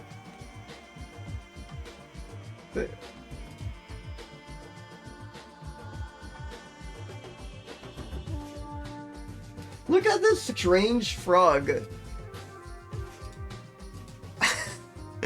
Strange black toad found on leaf. Can anyone help me identify this? They are bugs. They are absolutely bugs. This one's really good though. I do love this one.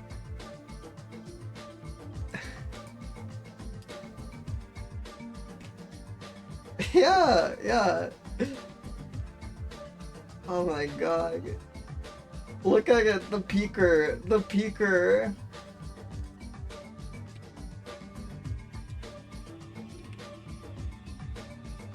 And they love to be on a leaf. Undeniably true. The new Absolute Batman has the crazy thumbs Bat have? That's wonderful. They are quite grass flying with it.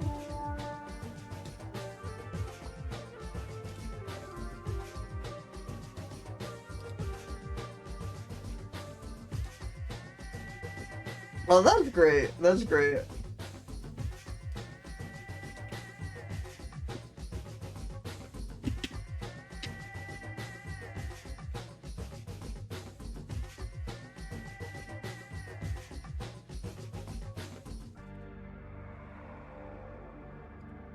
I love the one that's just hanging out in a fire alarm. Awesome. Or a light? I think there's actually a light looking closer. Analog bat symbol. What's it called? Bat signal right here. Did you think this happens where someone's like shining out just a regular searchlight and some bat just crawls over it, accidentally summoning Batman? Do you think this is like Arkham's like buck dialing 911 equivalent?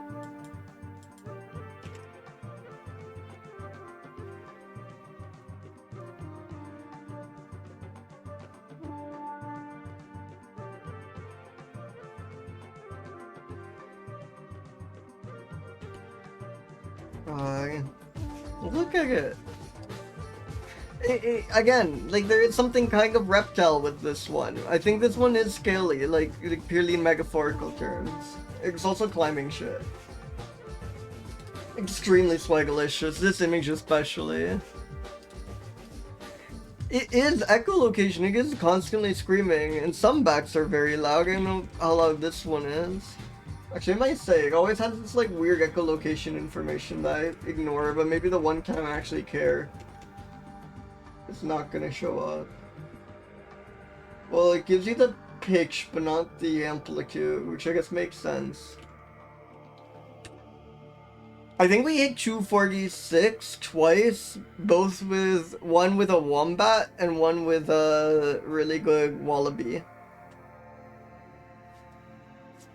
It's quite funny to me, like, it just being a bug, the expression it's making on your leaf, all the photos.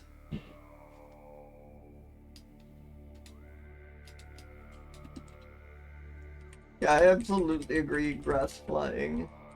This is a bug or a frog or a kind of fruit, maybe.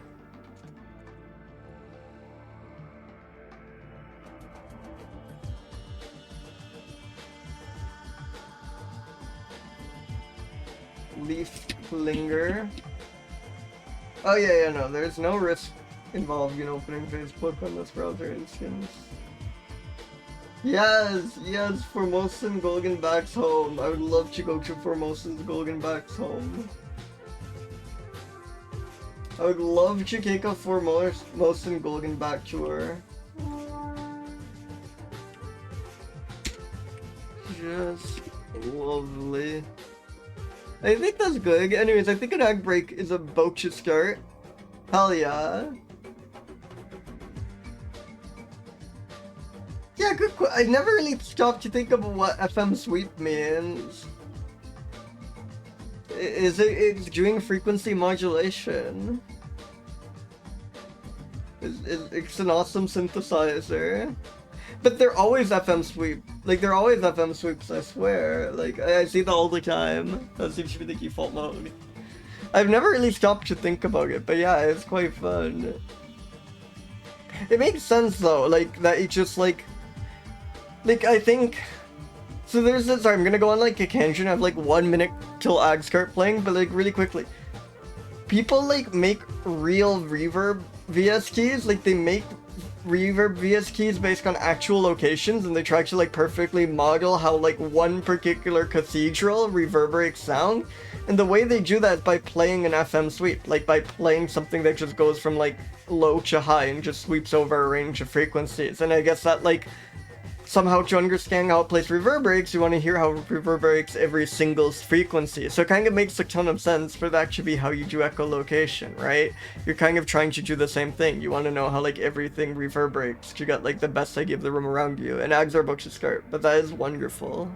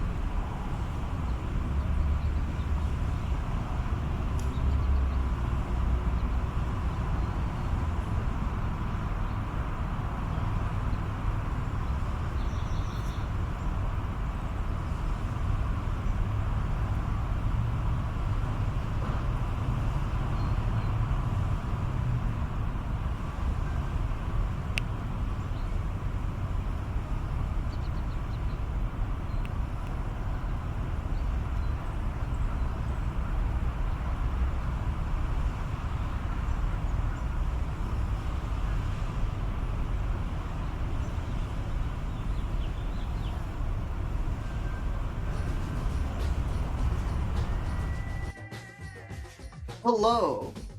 Welcome back, everyone. Welcome. Those cartoons look so lovely. Alright, let's spin a mammal.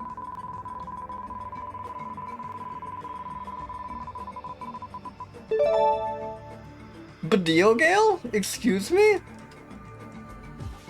Is this... I've never seen those letters in that order at the start of a word? Bdeogale. Wow.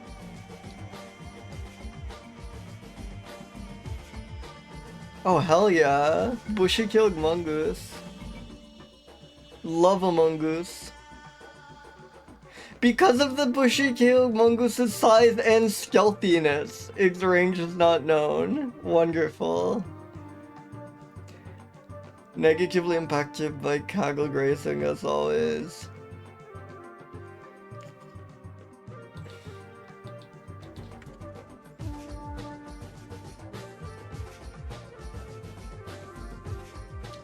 God. So good. So good.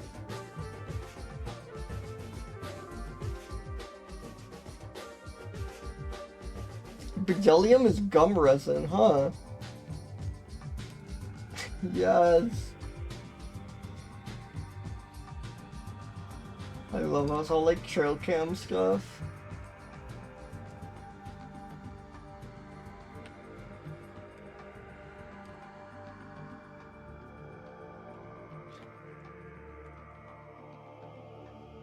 Oh, what happened? I hit tab. I think more programs should have tab just hide the user interface for everything. Because, you know, you're like always alt tabbing. So it's really nice to have the button that makes the entire UI disappear. Be a button you're gonna like really often accidentally press while having the program open.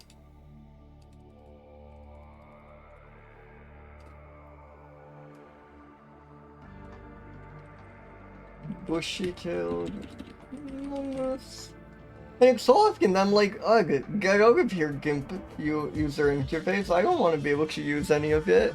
So it's really nice to have that, like, such a simple dedicated keyboard shortcut for it.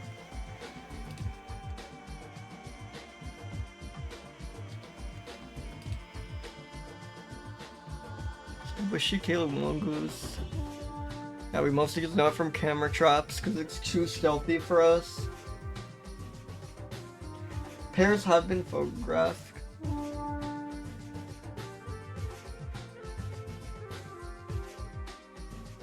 Yeah, Alt makes the Alt toggles the menu bar in Firefox. I'm doing now very rapidly.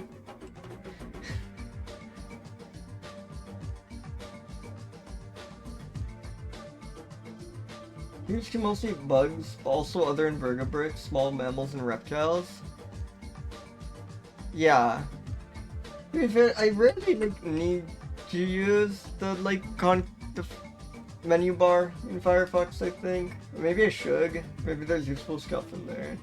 But with GIMP, it's like it's not just the menu bar; it's the entire user interface. Like all the brush selection, all the like layer menu. It's like everything. It's crazy. Bdeo means to fart? Yes. Some etymologies like that sometimes, right? It's possible. It possibly gets like that.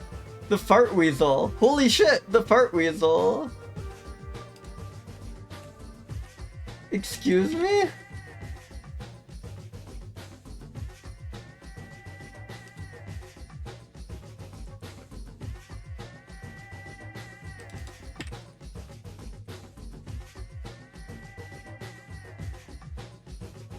Oh, thank you AI, thank you Bdeogale. Okay, to be fair, if you search Bdeogale etymology, you get literally no results, which is pretty impressive.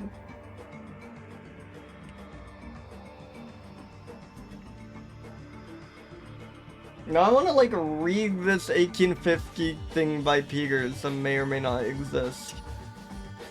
Just know why the hell is this called the fart weasel. But I do appreciate the mystery. It's kind of fun not knowing the fart weasel.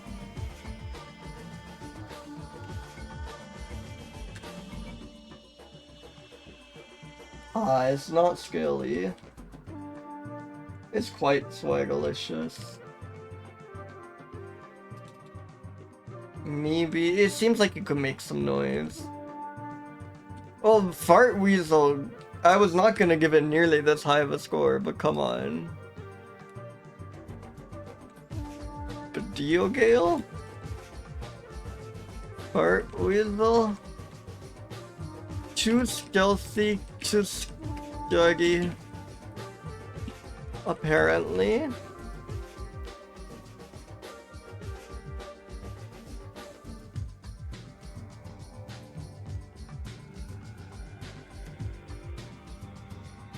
Like this, an individual was spotted in Kenya walking along a road at 1850 hours. Oh yeah.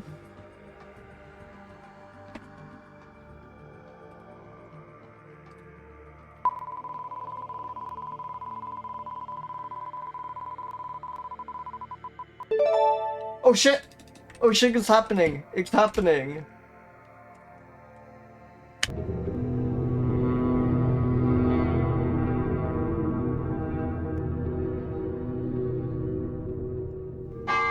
Holy shit!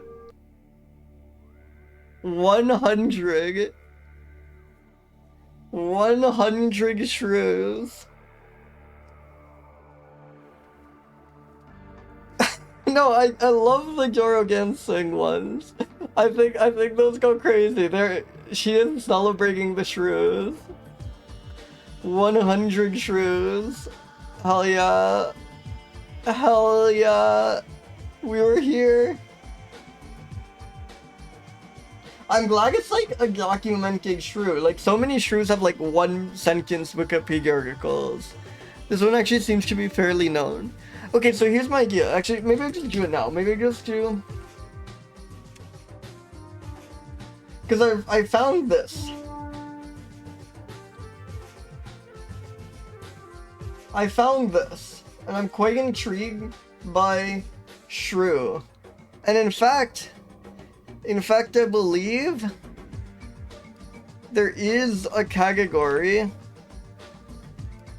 for this game on Twitch. So let's review this shrew and then maybe we'll do a bit of shrew gameplay. So let us review the 100th shrew. Yeah, you were here. Unusually limited geographic range. I think I hate to say this, I'm calling out whoever wrote this. Maybe they just mean this among creatures in general, but this is an incredibly widely distributed shrew. Like, I've said this as a joke before, but I've said this as a joke when it covers up like a tenth of this territory. The vast majority cover way of shrew species.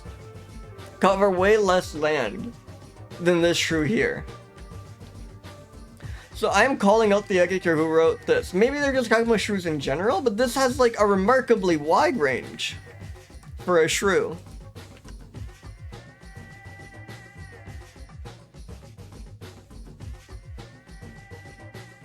If they had written like many shrews, that'd be fine. But it just feels weird to specify that's unusually limited shrew range when it's like unusually limited geographic range when it's much wider distributed than the average species.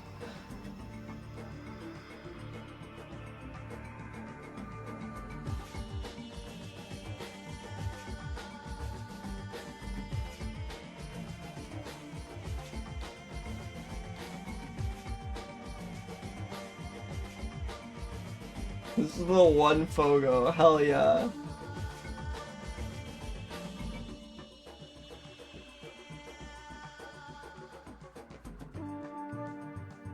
It lives in evergreen or deciduous forest, mountain habitats and rocky areas and deep crevices between rocks.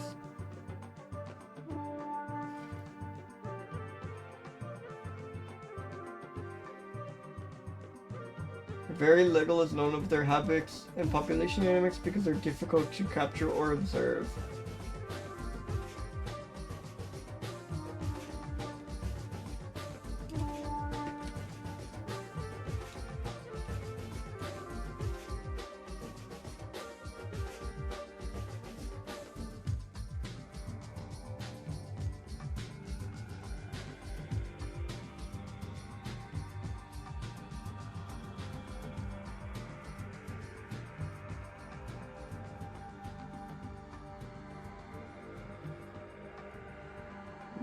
the long-tailed shrew.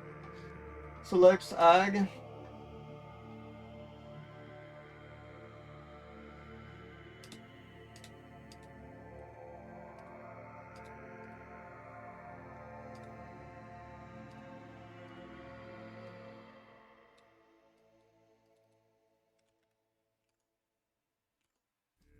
The border.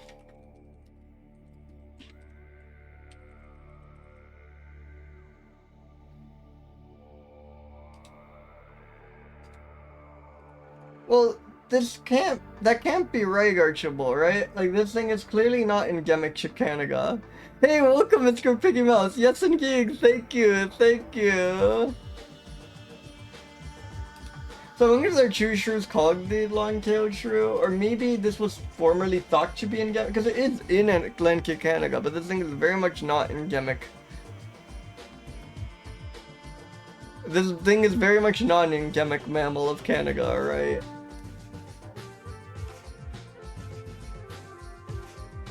So I wonder if it was only recently discovered that it lives in Appalachia as well.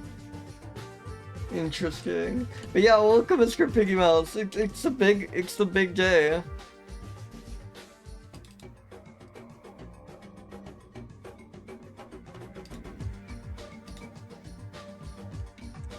Shrew?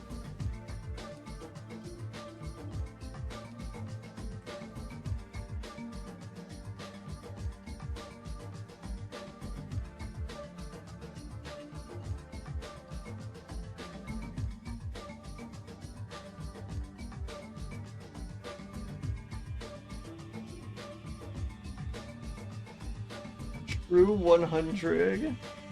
Hold on, I need to move the marmoset for a second.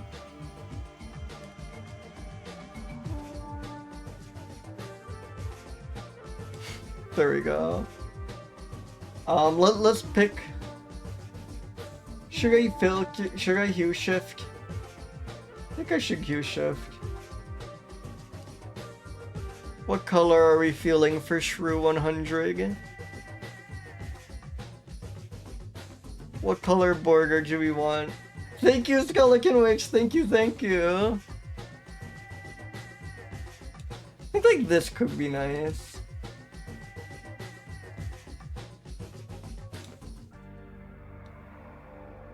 This is in the pink realm, I think. It's kind of like a salmon or a peach. Slash moment. Yeah. I should celebrate you, Mr. Piggy Mouse. Exactly. I hate to say that this thing is not scaly.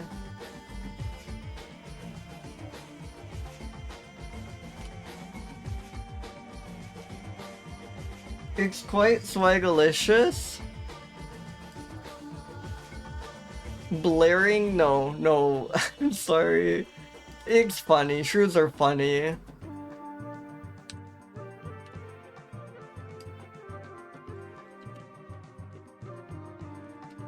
The big one. I see. We thought these were endemic to Canada for a bit. They got merged with some Appalachian shrew, bringing Canada's endemic mammal count down to 4. That makes sense. Thank you for looking into it.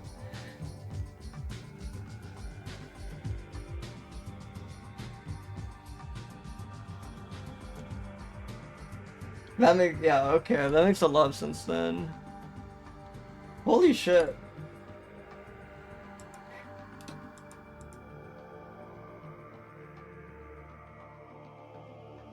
Extremely narrow skull. Brutal. No major threats, hell yeah.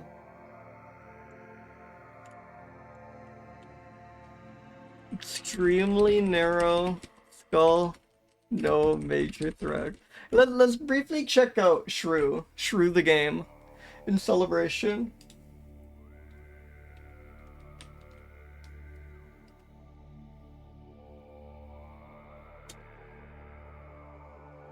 Oh, so this takes like 30 minutes to finish, so I could definitely just do a full playthrough. But the idea of playing a puzzle game on stream is still a bit scary. Your family's small too, they're also Etruscan shrews, obviously. Being small is scary, most of your family likes to stick together and they hate exploring. But you like exploring. Exploring is awesome. You've heard stories about your great-grandpa shrew. He loved adventures. He had a large personality, and if the legends are true, an even larger fortune. You've decided to track it down and make a name for yourself? Rumors say he hid it somewhere in the animal cave. This is kind of the animal cave, this stream. Let me link the game if anyone wants to check this out.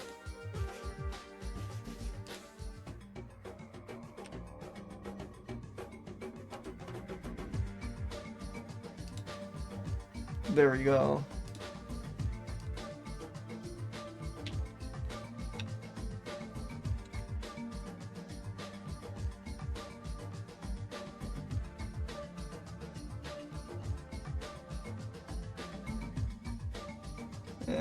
And let's play.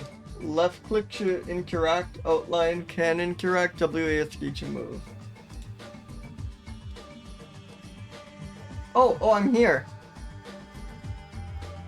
Oh, hello. What's with this cave? This is the animal cave. There are lots of interesting creatures to meet here. Hell yeah. This is so good. This is so thematically appropriate. If you see Groundhog, send him my regards. I guess you do have to be kind of animal crazed. Oh, the song's still on. Thank you, yes.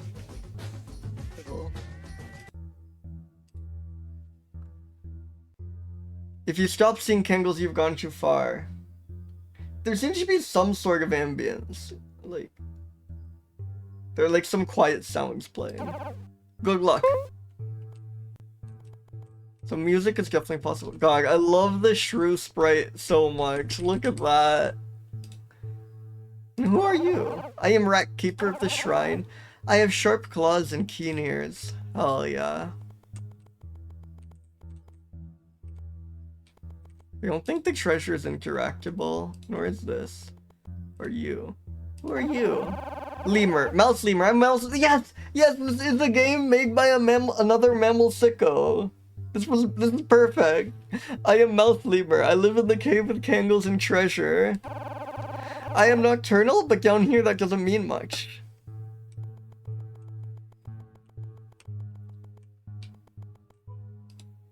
Who are you? I am Bat, who likes to hang upside down.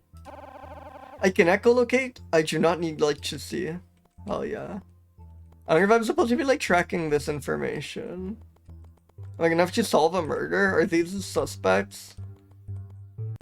Yeah, the characters in this are so cute. Who are you? Oh yeah, wait, category change. I finally get to stream in the shrew category as I've always dreamed of. I am Mouse. I am both quiet and quick.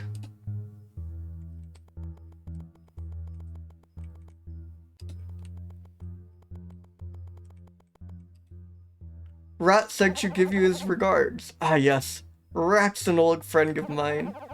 How's he doing? Still watching that statue? Of course he is. What a peculiar fellow. While you're here, would you mind running an errand for me? I need a formula from Bat. You probably passed by him on the way here. Oh, I'd love to get a formula. If you can bring me that formula, I'll even give you a coin to leave at Rat's shrine. Oh, how generous. Okay, so I think I've obtained the formula. Let's go back to Bat. Proechimys said he needs a formula for you. He's already forgotten, I just gave it to him yesterday. Well, it's pound plus pound equals pound times pound to the pound. Interesting. So 0 works, right? I'm assuming you're supposed to solve for this variable. 0 works, but 0 too cheap of an answer. 11 plus 11 is not equal to 11 times 11 to the 1, right? That's not even like close to being true. Then what pound is supposed to be a single number? No, but even then, even then, I think only 0 works, right? There's no, like, -1 shenanigans.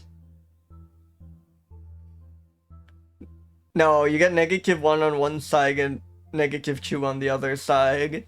If it is supposed to be. If it's supposed to be true numbers. So I think if I'm supposed to be solving this, 0 is going to be the only solution. Now go back to Groundhog before you forget to.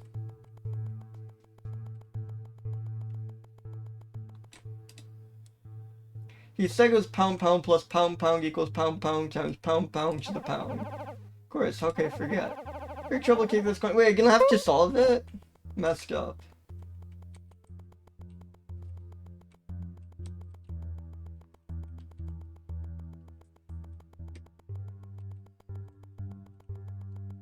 If I type 0, nothing.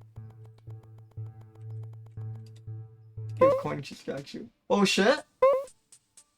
Oh, 1 of 4 somethings met. Hell yeah. We're gaming. We're shrew gaming. Who are you gonna be? You were Mouse Lemur. That's right. And you were... just Mouse. Wait, did we not talk to Mouse? I am both Quag and Quick. Hell yeah. How do you guys skip Mouse? That's so mean.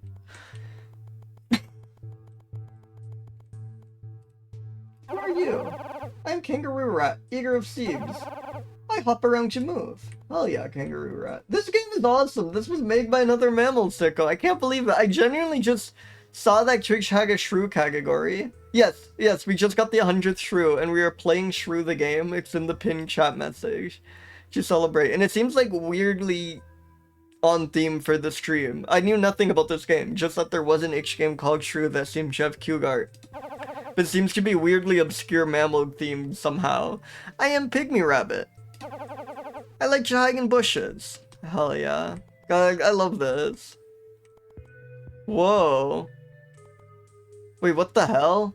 Wait, do I need to think? What does this mean? Like, I see this on the ground, but it's kind of ignoring it. How are we puzzling? Oh god. Do you guys just see what's like lying around each of these NPCs and match it here? What are these items? Yeah.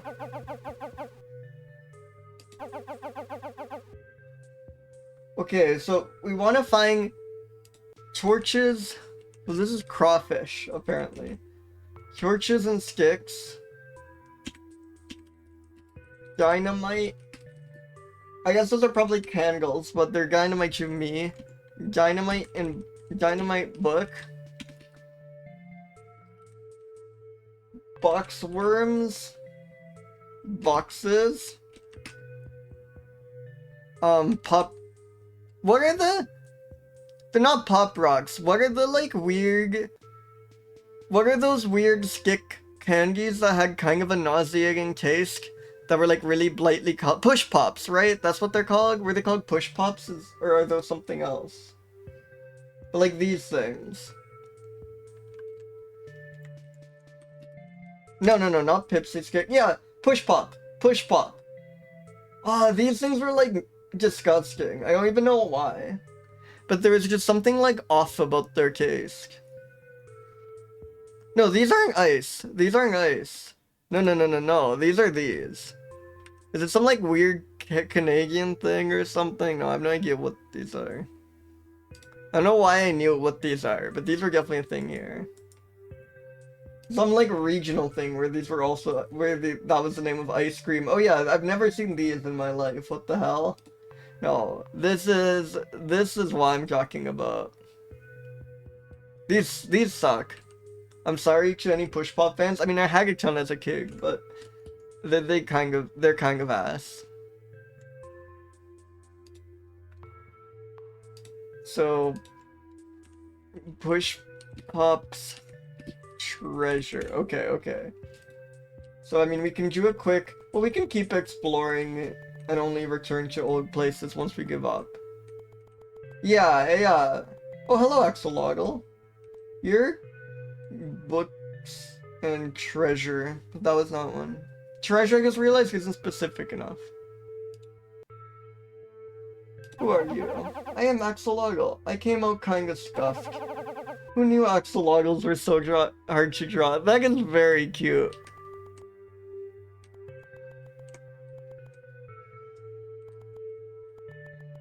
Hello, frog. You have dynamite, but not book. You have treasure, but not push pops. I am frog. I am very small. Hell yeah, frog. Yeah, there are many good creatures here. Aw, that cuddly mug is so good. Oh, we have dynamite book here. But do they need to be next to each other? I wonder. I am salamander. Sorry, I'm using the Twitch chat as a notes app. I hope that is accessible. Acceptable. I cannot speak today. I am amphibious and have 18 toes. Oh yeah. That's weird. That's not multiple of 4. Like, yeah, so do they have like 5 toes on the back feet and 4 toes on the front, or the other way around? So let's tentatively make this salamander.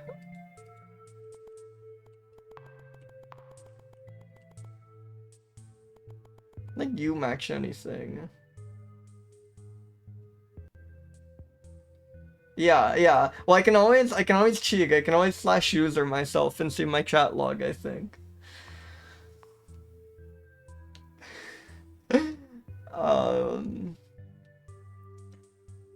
Yeah, I don't think you match anything, Rabbit. Oh, hell yeah. Whoa, I think that's a statue of my grandpa. Hell yeah. Whoa, puzzle time? Puzzle time? Oh god, no, I don't want to count. Wait, this is not counting?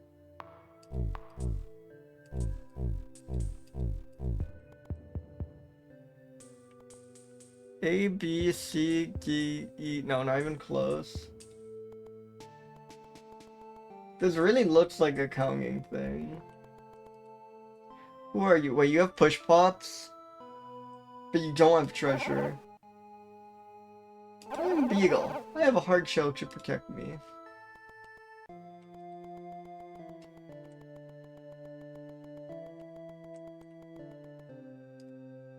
Who are you?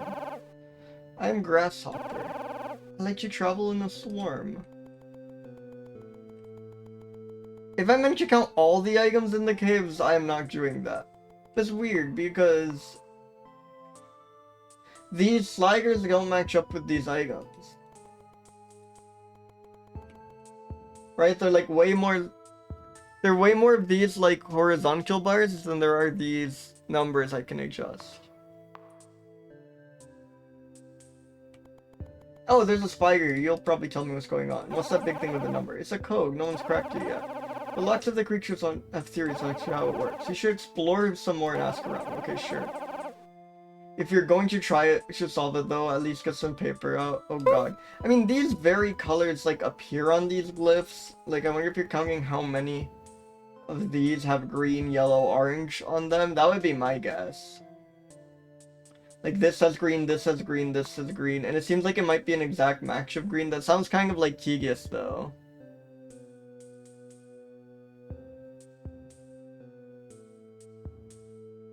Yeah, an order thing is interesting, right? Because the numbers go up to 6.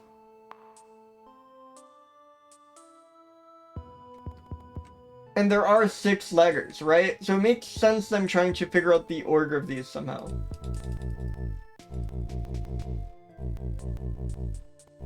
But they all seem to make the same sound when I click them.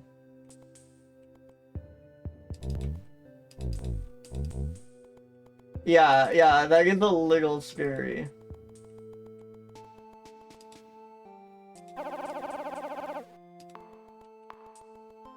You're not a match for anything. You have dynamite. Oh wait, but we're the dynamite one. You don't have the box worms.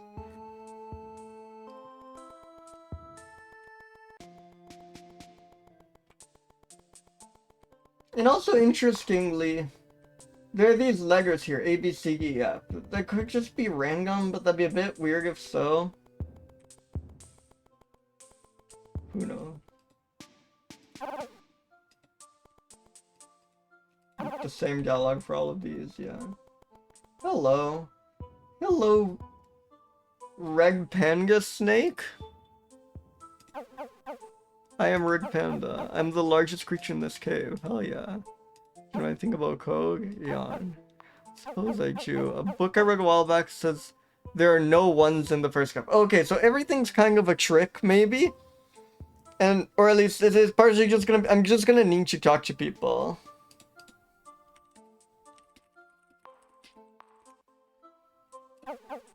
Good luck.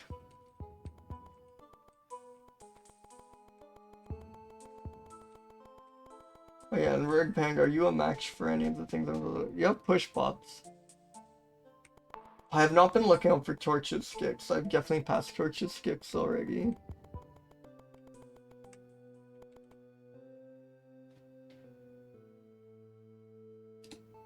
Who are you? I'm Hedgehog. I have many spines that keep me safe. Hell yeah.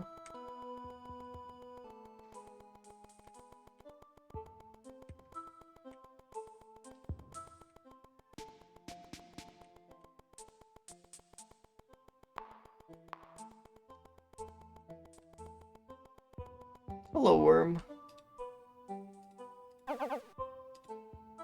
Oh, you are a worm. Huh.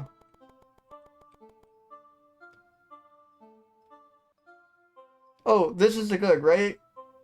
No, wait. Dynamite book? But we already had dynamite book. I need to look check what kind of book it was. But I don't think it was this one, actually. This has the what I call the box worms, but does not have boxes, so it's not that either. I'm Speckled Cave Tortoise, but it was a single open book. Okay, that's my thought. I didn't think it was a pile of books, but I'm worried there's more than one single book. Was it blue? I am the smallest of my kind. Oh, there are boxes. There are boxes. Okay, so boxes, boxworm. Might be Speckled Cave Tortoise.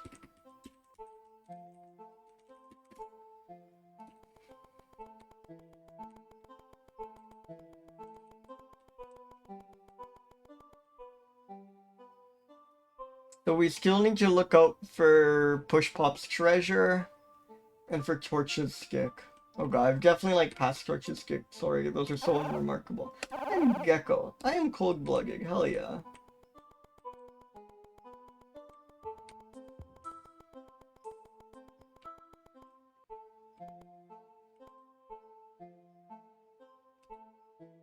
Hello. Hello. Are you able to help me? Thank you so much. I've lost my babies. I haven't hatched yet, but somehow they managed to escape.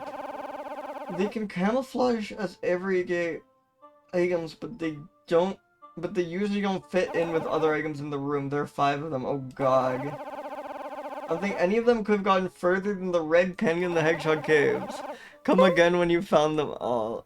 Okay, what doesn't fit? So there are multiple skulls. I thought this gonna fit, but there's just like one of these and one of these. There are 2 of these cigar type things, 3 of them even. I think everything here fits. The treasure doesn't fit. Gotcha. Yeah, haha! You found me!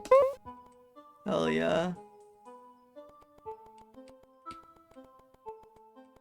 I feel like the books don't fit. Gotcha. Yeah, you found me. Hell yeah. The boxes don't fit, so was this all a trick? No, the boxes do fit. I guess that's 2 box sprites just next to each other. The pickaxe fits. Oh yeah, and there's another box up here. You don't fit. Yeah, you found me. Treasure chest fix, the gold fix, the other gold fix. The double and single candles fit.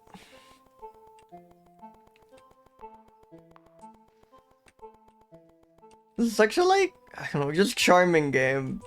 I don't know, you can tell like soul went into this. I love it. Okay, someone definitely doesn't fit in here. Push pops, I'm suspicious of immediately. Oh yeah, oh yeah. Yeah, you found me. Is that 4?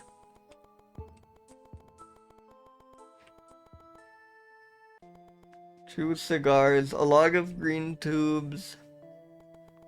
The gold piles. Wait, minecart doesn't fit, does it? Gotcha. Yeah, you found me. I know, I love the sprite work. I love the cute comment about axolotls being hard to draw. It's such a delightful game. I think I have found all of the eggs.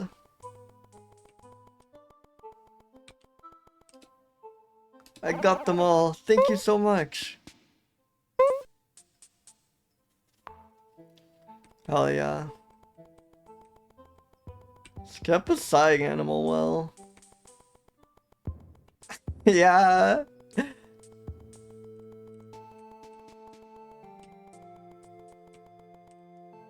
Oh, you have push pops. What was I looking for with push pops? Push pops treasure. You do not have treasure though. Still no torches skips either. Do you know anything about Cog?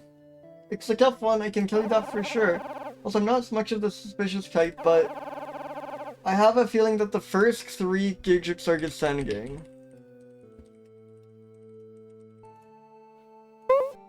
Oh yeah. Hello, Ant. Why, yes I do. Queen 1 sag 4 odd Gigix in the Cog. That's about all I know. Good luck. That's pretty useful. Oh, treasure push pops.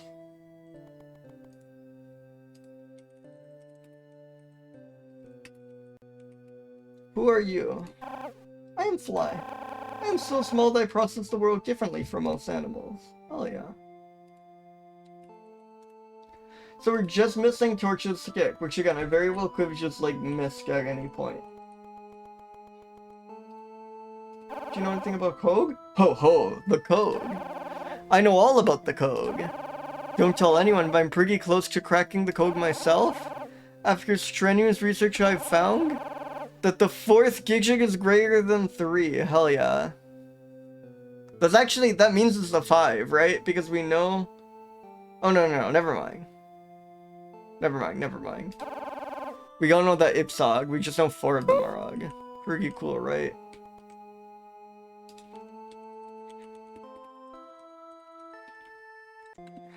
I don't think we can crack it yet.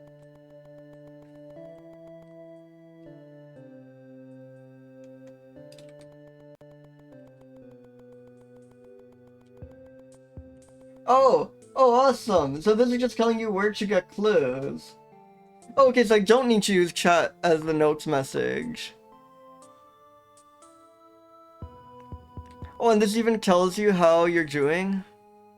Oh, so there are many more clues to get. I should go back to places I was before. Wait. What get the torches in skin?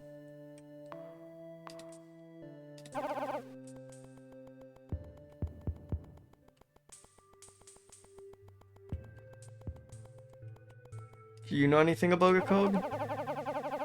The sum of the the Gigix is larger than the sum of the... Oh, probably the first 3 Gigix is larger than the sum of the last 3 Gigix. Interesting.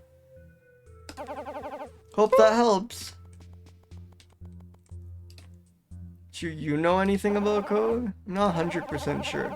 I've heard that the 4th, 5th, and 6th Gigix are not 5. Interesting.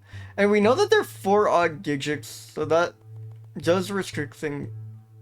Actually, yeah, that immediately tells us something interesting, because we know the 4th Gigix is greater than 3, right?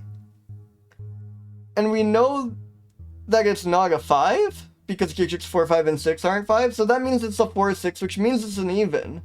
Which really restricts where the 4 odd Gigix can be. So only one of the 1st, 2nd, 3rd, 5th, and 6th Gigix is allowed to be even. I think we're pretty close to being able to crack it.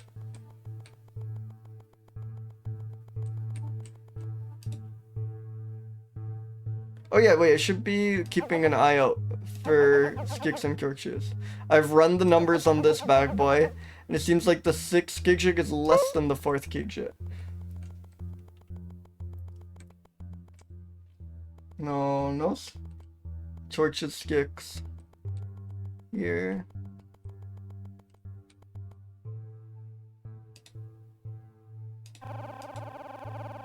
Here's what I know. The sum of the 1st, 3rd, and 5th Gigits is 8. That's interesting.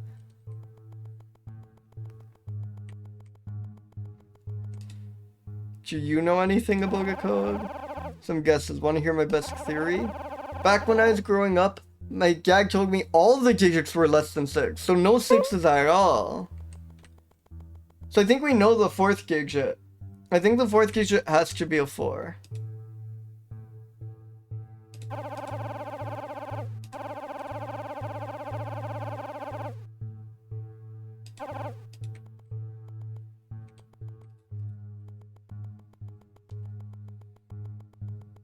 Hey, welcome, Pomikit. We are playing Shrew the game.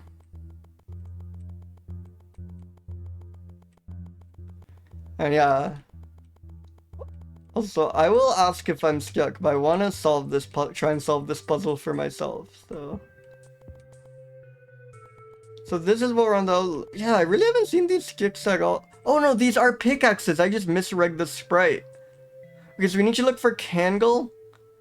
Kangle pickaxe. Let's just enter all the other stuff, because I feel good about that, or like, okay about that. So, boxes and box worm, that's this one. We thought that was the tortoise.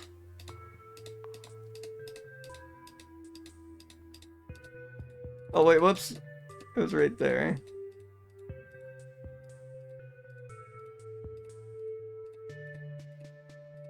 There are too many animals. There we go, there we go. It would be nice if you could go back. And then what was the other, what was Push Pop's treasure? That was fly.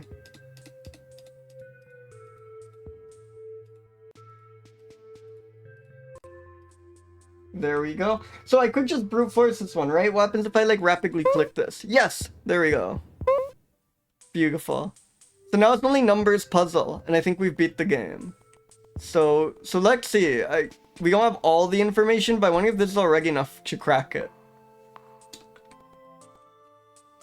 So I've claimed I know Gi. Because Gi is greater than 3 and not 5, which means it's 4 or 6, but we know none of them are 6. So Gi must be 4. Oh yeah, we should find Pygmy Marmoset. Okay, after this I will look for Pygmy Marmoset, because I am curious. I guess I haven't seen all the creatures. So... Okay, what do you know? Does Gi tell us anything? So that tells us F is less than 4. Which I...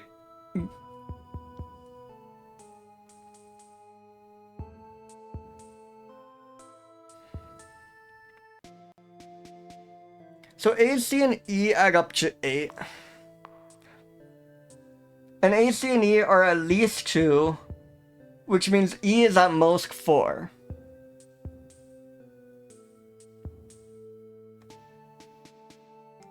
But A, B, C are ascending. So C is actually at least 4, right? No, A, B, C are descending. So A is at most 4, right? Because we know C is not a 1, so the smallest C can be as 2, so the smallest B can be as 3, so the smallest A can be as 4. So between A and C, we have 6. So E has to be at most 2. But wait, oh no, only A and B and C are at most, are not 1. So this could be 4, 3, 2, and then this is 2. But they can't be 5, 4, 3, because then this would have to be 0. So this has to be 2, this has to be 4, which means this has to be 3 and this has to be 2, and I accidentally changed this. Okay, now we could be cheap and just brute force F again. But let's go the honorable way and try and see what we know about F. So it's less than Gi, so F is less than 4. We also have 2... Wait, we have 4 odd digits. Something's gone horribly wrong. Okay, what went wrong? Sorry, I was so excited there.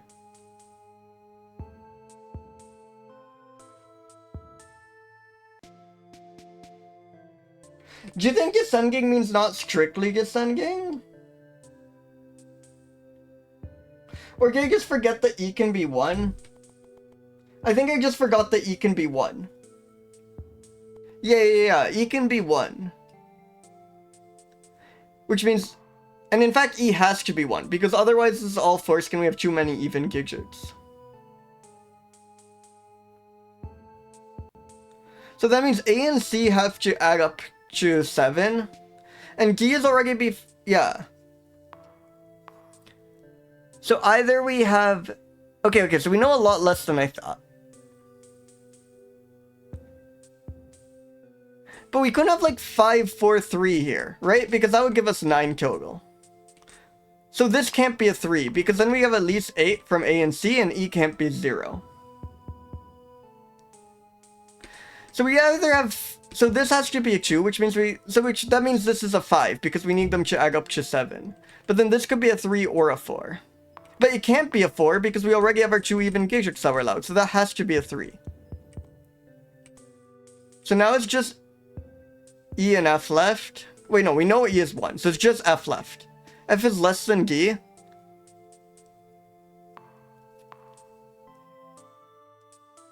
And F is odd. So I think F has to be 3. I mean, it could be a 1, but then we have solved the puzzle, which we haven't. So I think F has to be a 3.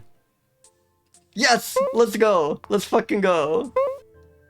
I do want to see the Pygmy Marmoset, though. I think I just beat the game, but I want to meet Pygmy Marmoset.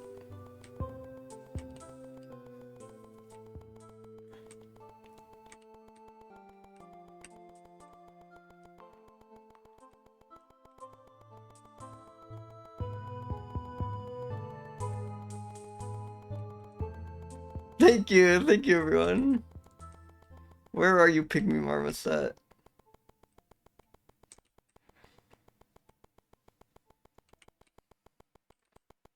I mean, we're kind of on the big 100 Sheriff Ram, in a sense you haven't missed it, because that was the last mammal we rolled, and we haven't got on to the next one. In a sense, it's all an extension of the 100th shrew. God, I love McDonald's... What is it? McDonald's zombie hamburglar. Just... Yeah, I mean, what is there to say about global emo McDonald's zombie? Hey, hello, Pygmy Marmoset. Who are you? You have the McDonald's zombie hamburglar? I am Pygmy Marmoset, the smallest true monkey. I eat tree gum. Hell yeah, Pygmy Marmoset. Let's go. Alright.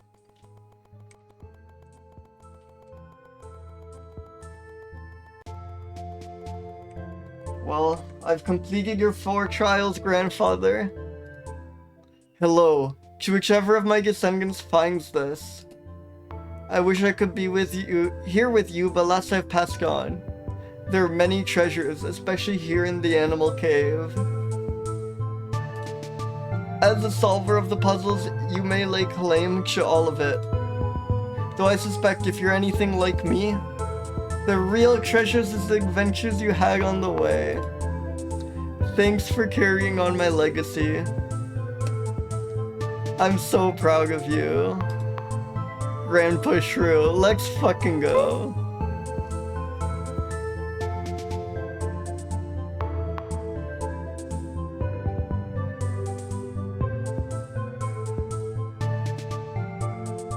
Let's fucking go.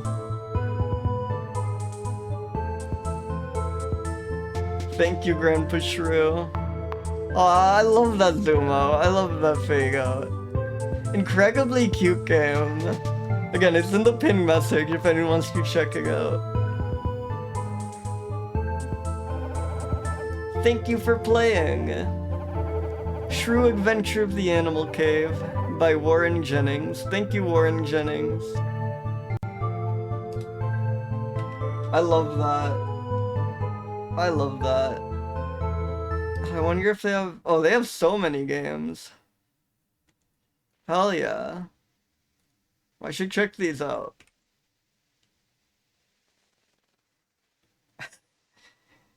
Yeah, I mean, you're still kind of here. This is all the extended 100th shrew celebration. It still counts.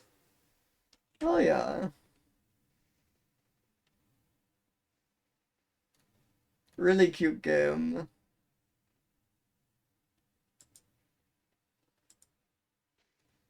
Yeah, it is kinda crazy to put your name out there, but I respect it. Some people online are so brave, like just having their full ass name. I am probably not logged in. Guess I don't. Oh, okay. Maybe that worked. Oh, Warren is cute. Yeah. Yeah, that is very cute.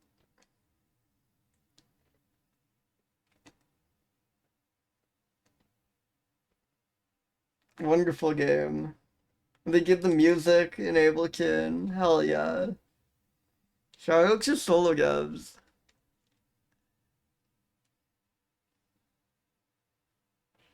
Yeah, yeah, definitely. That was really good. Anyways, I think an ag break is about to start. I will see you all in a few minutes.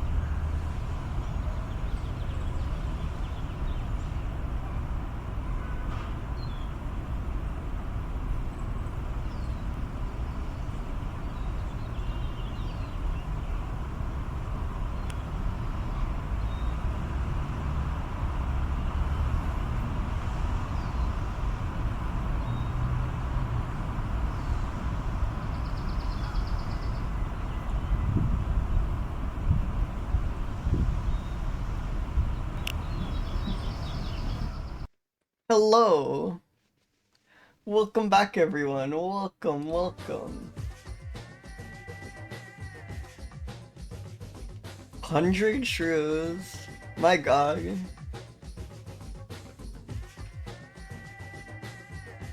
I'm glad that game was good, because, you know, it's just a random game called Shrew. That was all I knew. Welcome, Benemy. I, like, looked at screenshots just to make sure it wasn't, like, AI-generated slop or something, but that was it.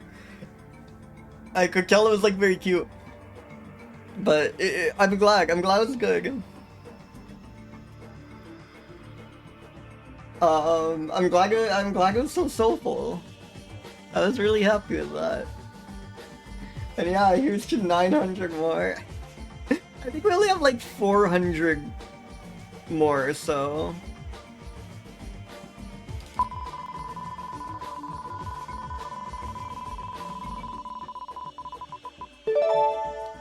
Glossophaga... Glossophaga morenoi. So EX glosso, whatever glosso is. Western long-tongued bat. Long-tongued bats. Glosso. Tongue. But fake. Oh, I guess they're tongue eaters? As in they like eat with their tongues maybe? Because this root means eat, right? Huh.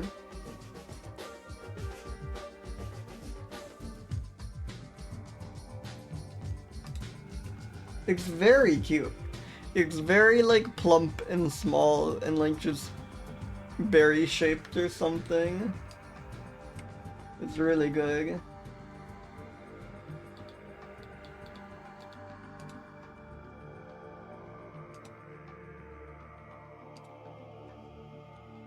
Lovely. Look at the underbite. That's great.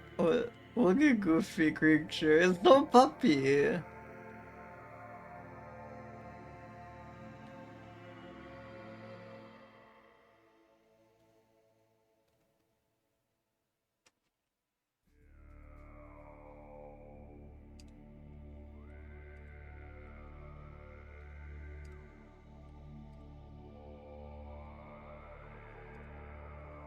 God, I love it.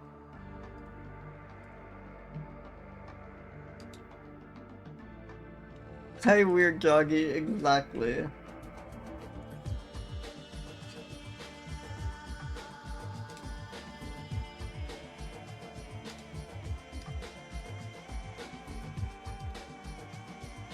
Yeah.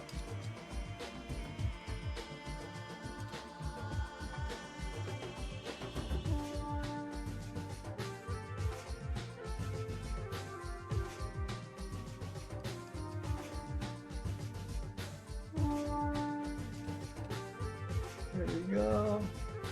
I think I've ever flipped before. We're gonna check advanced techniques. Because that makes so much sense for cases like this.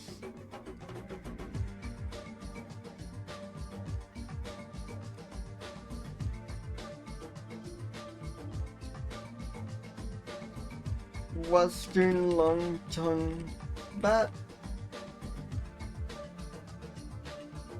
Also, welcome in, Benemy. I don't know if I welcome you. But yeah, we reached 100 shrews just now.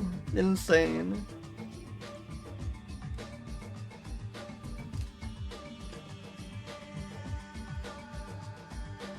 Again, there's like a big of scaliness going on around here. It's kind of scary. Yeah. So it is just tongue eager. Like I thought maybe it means it uses its tongue cheek, but that wouldn't be that, right? Like that's too much like an abuse of words. Yeah. It's weird.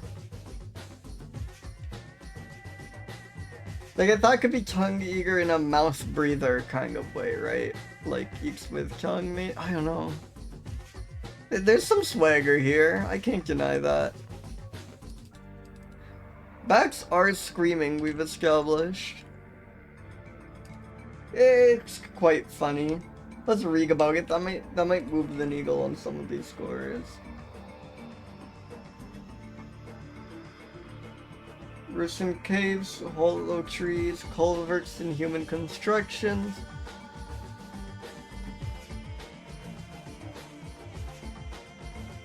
Undeniable swagger, yeah.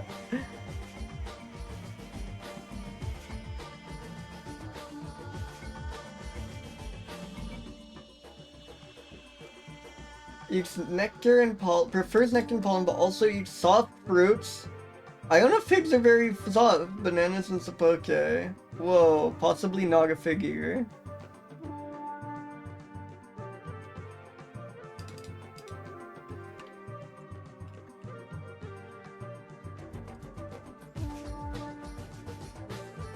Mostly eat nectar and pollen, because, like, I guess it depends what scale. Like, a banana is extremely soft, right? Like, way softer than a fig. But you know how soft they mean by soft. Occasionally eat small, fleshy. Eat fleshy fruits. Soft, I think is the word they use. Like banana and sapote. Not figs? Oh yeah. Okay, let's spin another mammal.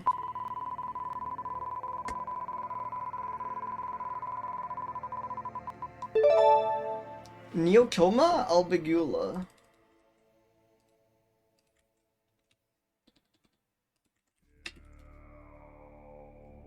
The white-throated wood rat. Hell yeah, look how tiny that is.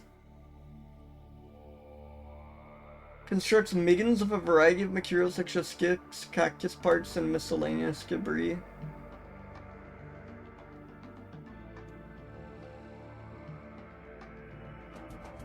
Low tree canopy cover, high shrub, rock cover, coarse woody debris.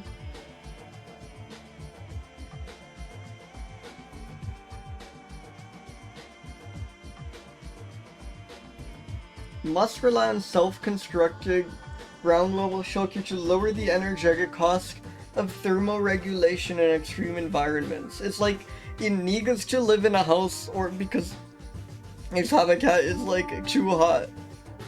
God, I love the new Clavy heart emote. The new Clavy emotes are wonderful. I mean, Guru is just... They are drawn by Guru, right? Such a wonderful artist. This one is my current favorite of the new wave.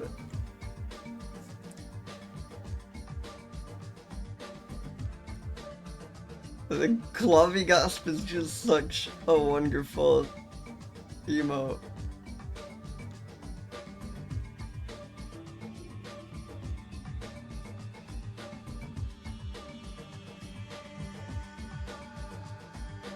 They use locally available building materials to construct houses.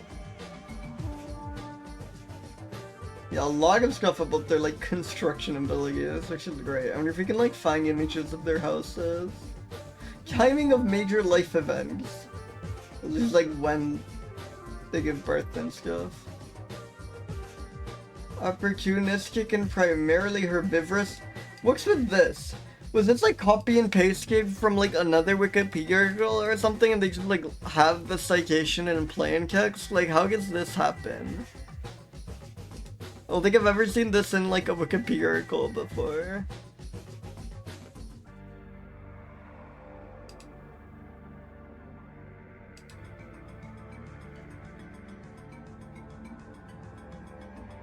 Eaten by weasels, bobcats, ring-tailed cats, coyotes, badgers, spotted owls, great horned owls, bull snakes, and rattlesnakes. Poor thing. Yes! Look at that! Look at cutie! They're so good. Look!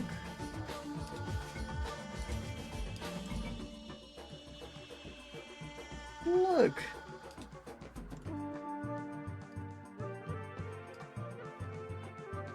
Yes!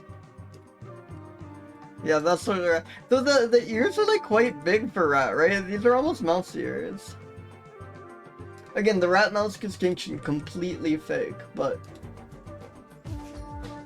yeah, I like wood rats. Wood rats always have the round ears. There's like a local wood rat I haven't seen that I would really like to.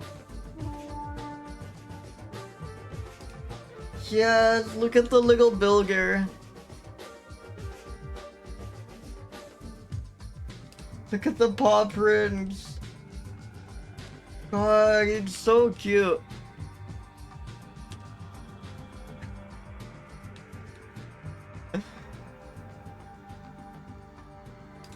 It's so cute.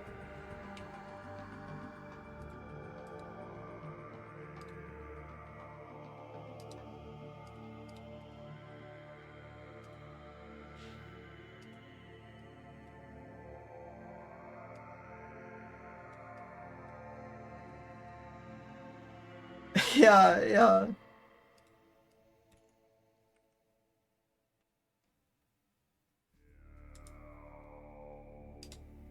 Was this image by Vandenkovic?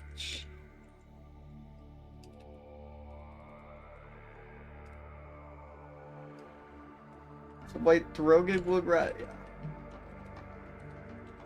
It is quite tiny.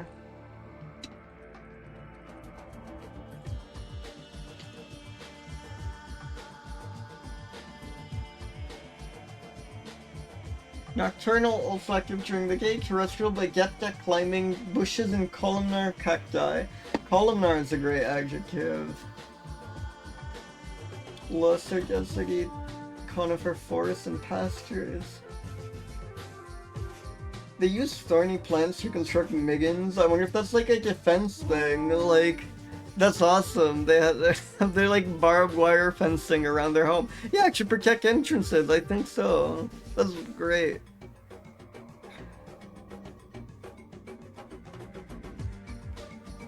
Diet varies according to habitat and season, but generally includes a mix of succulents such as prickly pear and other cacti.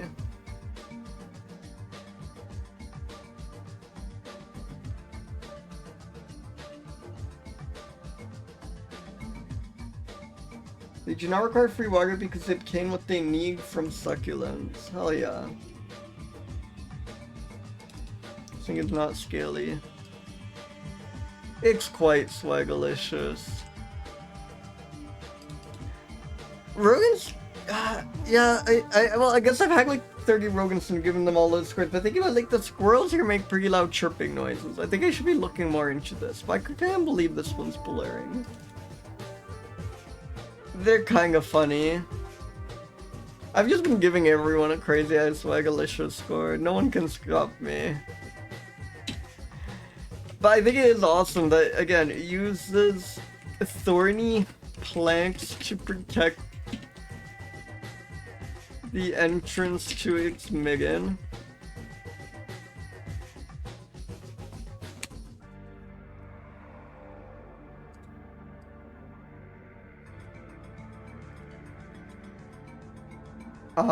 What else did you say with the white-throated wood rat? Unstoppable swag, absolutely.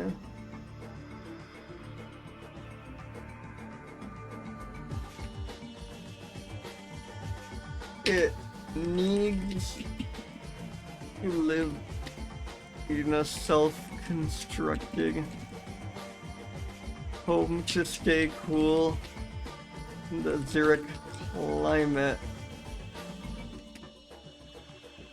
Has developed awesome construction abilities as a result. There we go. I think that's good. We'll spin another mammal.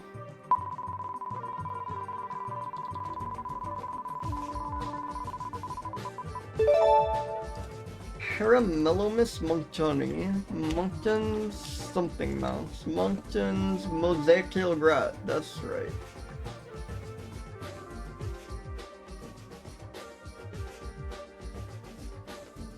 It survives in well-disturbed areas. Very resilient rat, also known as the earless water rat. Crazy name. I'm going with this one for sure.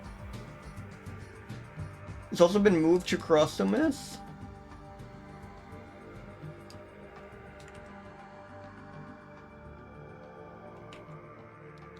Flannery providing photographs and summaries of distributional and biological information for this amphibious rat. Hell yeah, love an amphibious rat.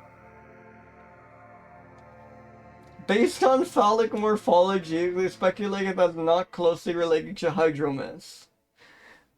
Kicked out of the Hydromys family for having too weird a penis.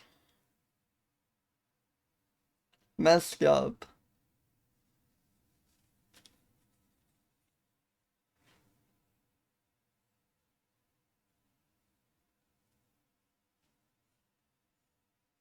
Highly specialized for aquatic life and has been captured only in immediate vicinity of sizable streams and rivers.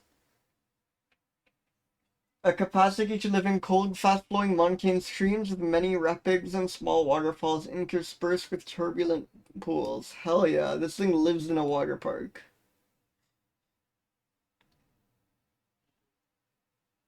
God, aquatic rats are so neat. I wish there'd like more info about this one.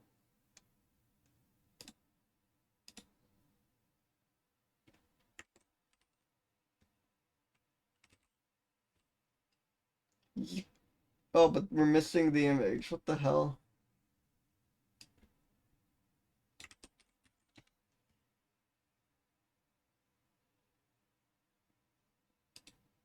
No observations.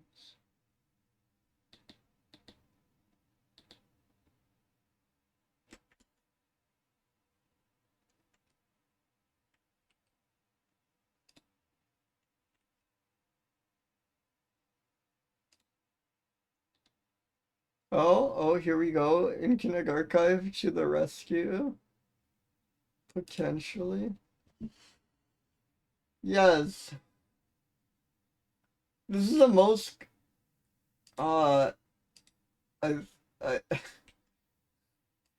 one of the, like, most indecipherable images I've used on stream, and I think it's probably a good thing it's kind of indecipherable because I don't think the specimen's in the best of shape.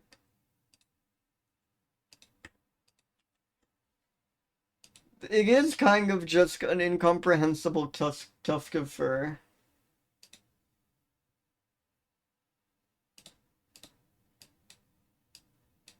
That we are reviewing.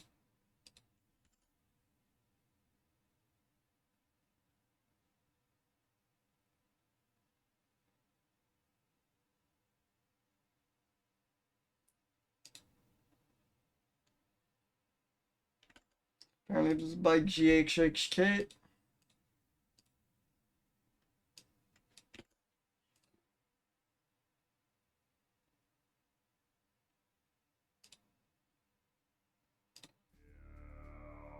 Oh, sorry, Bruce hearing the music. Sometimes like just guys, and I don't know why.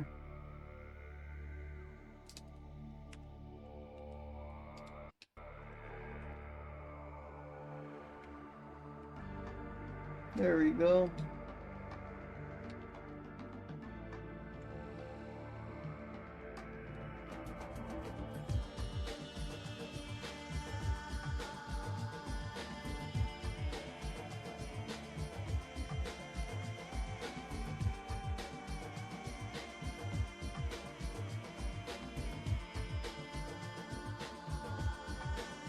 This is the right, of course. How could we get your list water rat? Oh, I don't know how much we're gonna have to go off. It's kind of a fish, so it deserves that credit for scaliness. No, I'm sorry, the earless water rat. As I don't know, it's too obscure. They can't assign this like weird tuft for a swag, you know?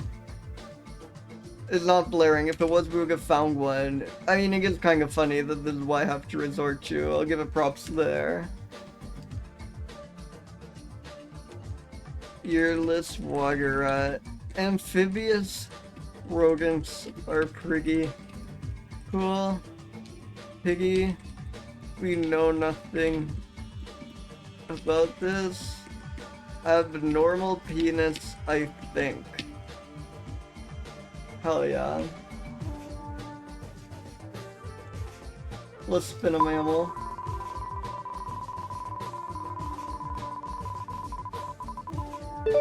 Absolutely big gay for Max. Praomys morio, speaking of. Oh yeah, exclamation mark adjectives.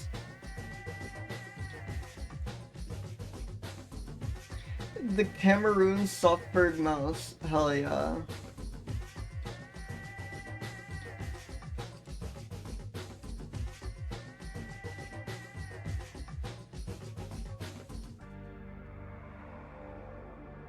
Oh god no, oh god no, just like taxonomic, just weird taxonomic hell information. I'm glad it's Softberg though, Softberg is quite a nice descriptor. No illustration, you're killing me.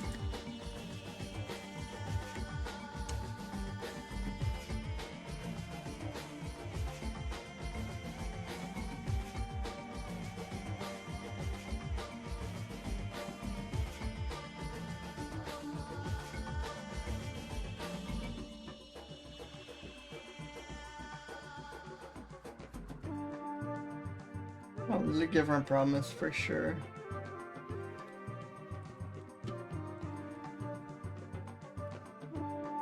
Wait.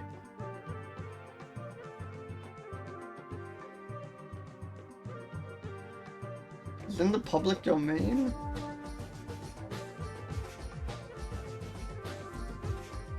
Promise Morio.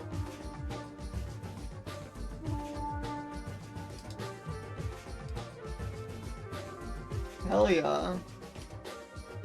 Thank you, Alamy, for plastering your watermark all over this public domain image.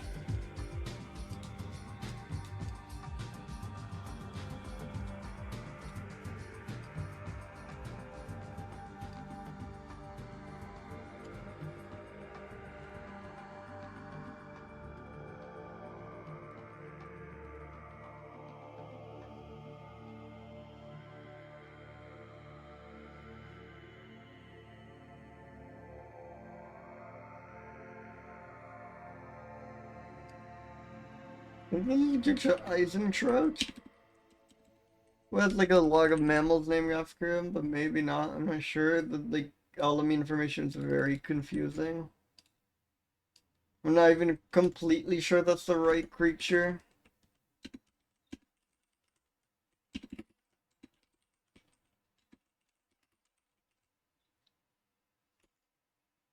I think this guy's like too scaly because soft Ferg is as far from scaly as it gets, you know? Like, alright levels of swagalicious. Blaring, I'm not getting any blaring from this. Kind of funny.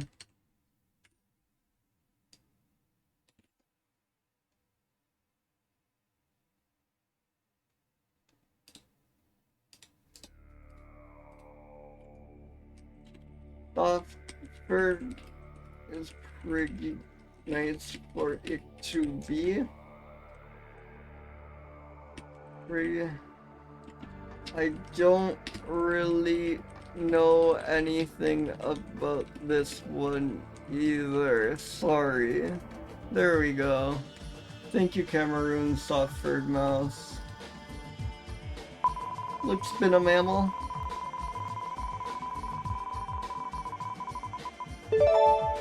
Orthogeomys, we have a pocket gopher cavator. There's a urichi pocket gopher. Oh hell yeah, excellent addition.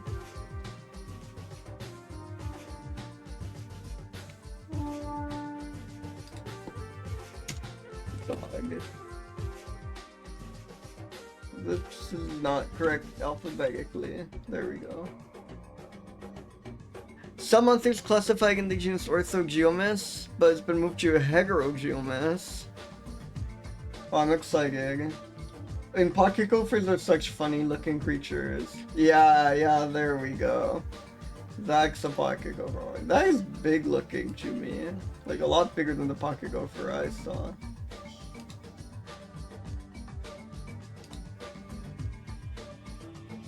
When my wife and I were in Boquete, Panama, for the holiday season of 2017, one of the hazards we faced at the guest house where we were staying was innumerable gopher holes and tunnels.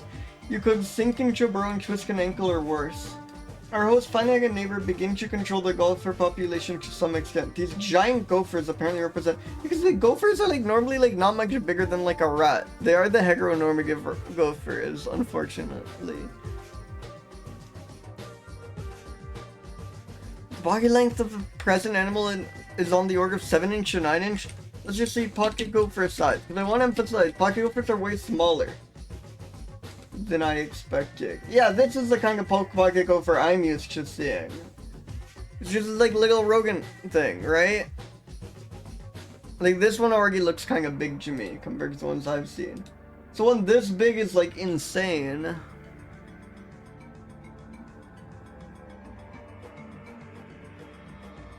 Many thanks to owner-operator Mary Ellen Walks of Albuquerque. Do you think that's kind of like a backhanded compliment of talking about how they stayed at this guest house that was just completely overridden with gopher holes and tunnels, just like completely infested with gophers, and you're like constantly breaking your leg trying to walk around, and then just capping it off by saying many thanks to owner-operator and giving their full name and company thing. Like definitely wanting this showing up on Google.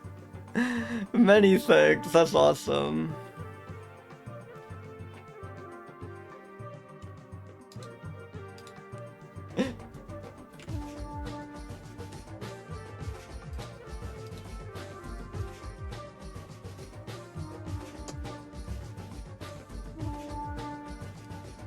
Yeah, I think the notes might just be that verbatim.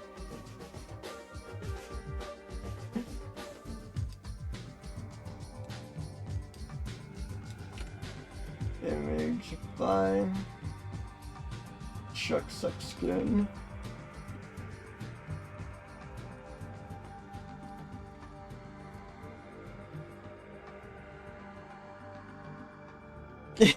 Yeah. They do seem to have emotionally terrorized Chuck Sexton.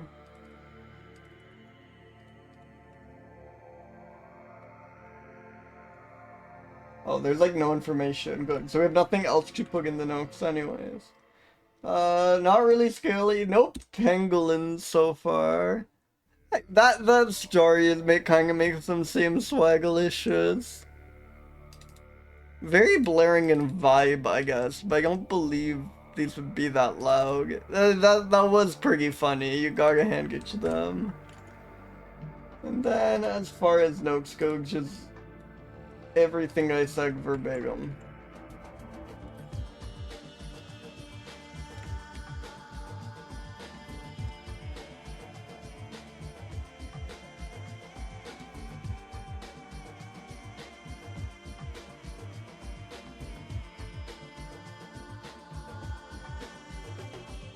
There we go.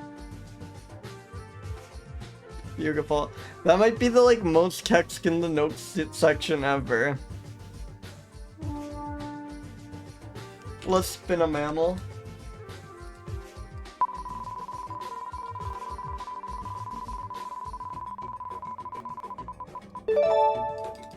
Funambulus tristriatus. I might call it soon. If this one's good, I might make it the last one. Jungle palm squirrel. Okay, that's quite good. Look at that.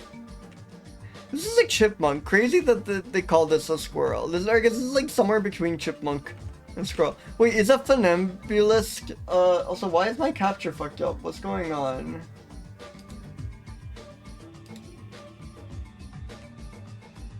What changed? Nothing changed. Why is my capture? I'm losing my mind.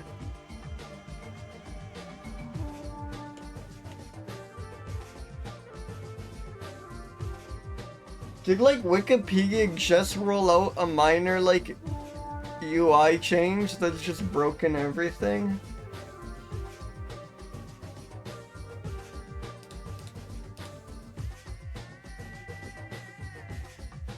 Am I on like mobile Wikipedia? No. I know I can hide it, but look, like everything's being cropped off on the left is the real issue. Oh, no, hiding it shift stick to the right. I must have hit the, oh, I must have clicked this, which made, I must have somehow moved it to sidebar, which shift kick everything left, but when I hide it gets back to perfect position. Oh, thank you, thank you. That was bizarre. God, Gig is awesome.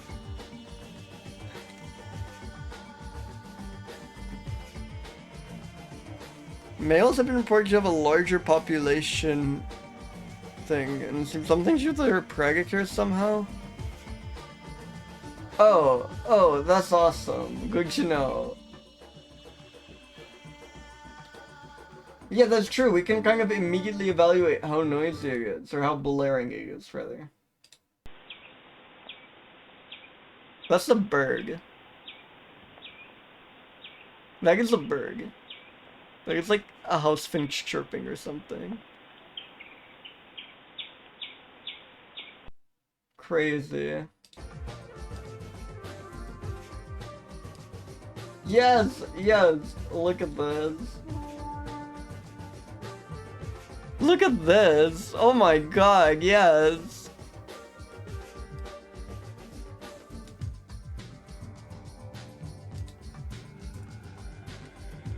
What a happy fellow in gig.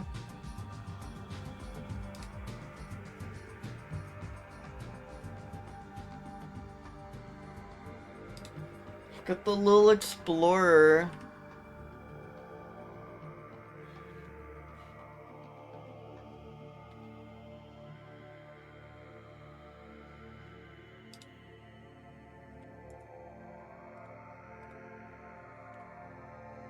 Oh, I'm excited for this.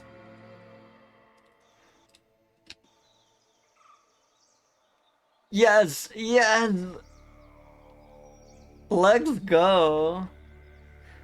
I feel like I've never seen a squirrel eating like flowers like this. That is wonderful. Here is a very strange looking squirrel. I could believe it's quite different from other ones.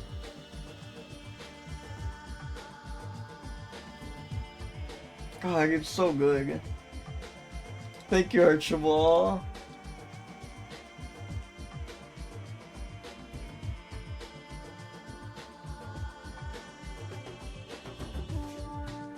There's like no information.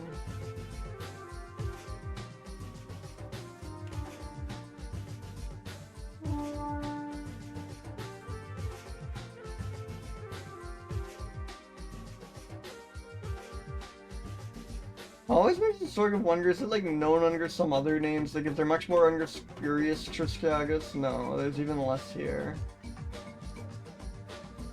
So why is there no like mammal species of the world stuff here? Why is there nothing about like habitat or diet?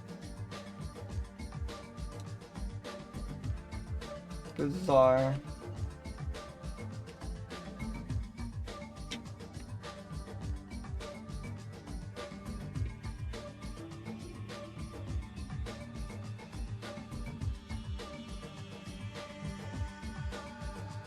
But there's stuff about what it eats here, kind of. At least what it's supposed to, which is awesome.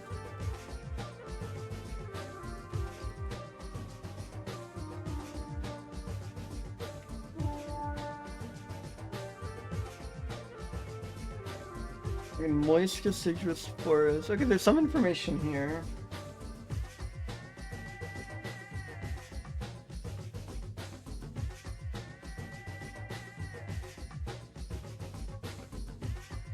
If multiple males are interested in the same female fighting among the males like her, the winner of the contest then voices a chi-chi mating call and makes with the female. The chi-chi as a description is great.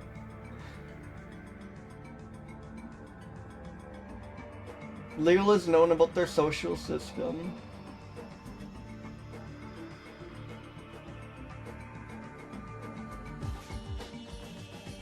Eat plant material.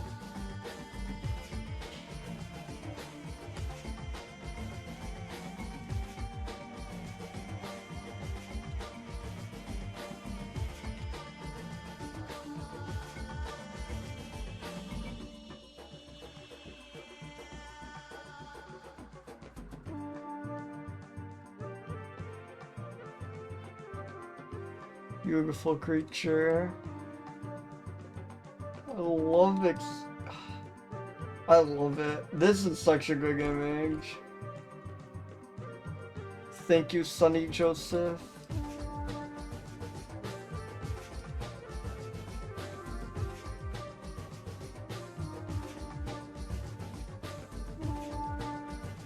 Again, it does scale thing. It deserves some credits for that. It's very arboreal.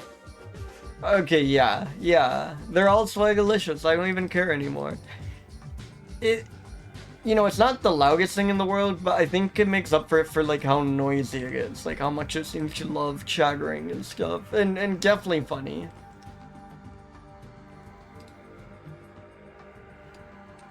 Hell yeah. Great video of it eating the flowers. Chi-Chi mating call. Yeah, absolutely.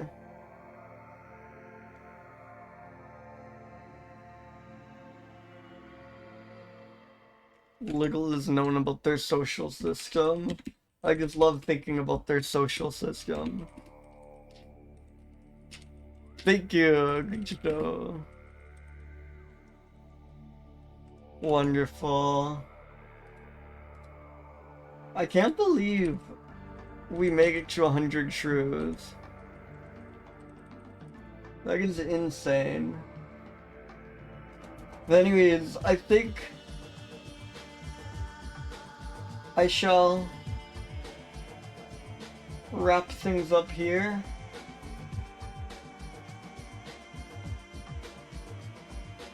As always, literally everyone is live. Let me check something.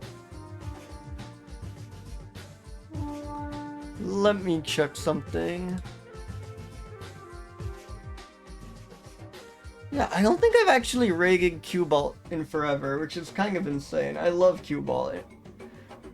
And Q-Ball seems to be playing like an insane, crazy game.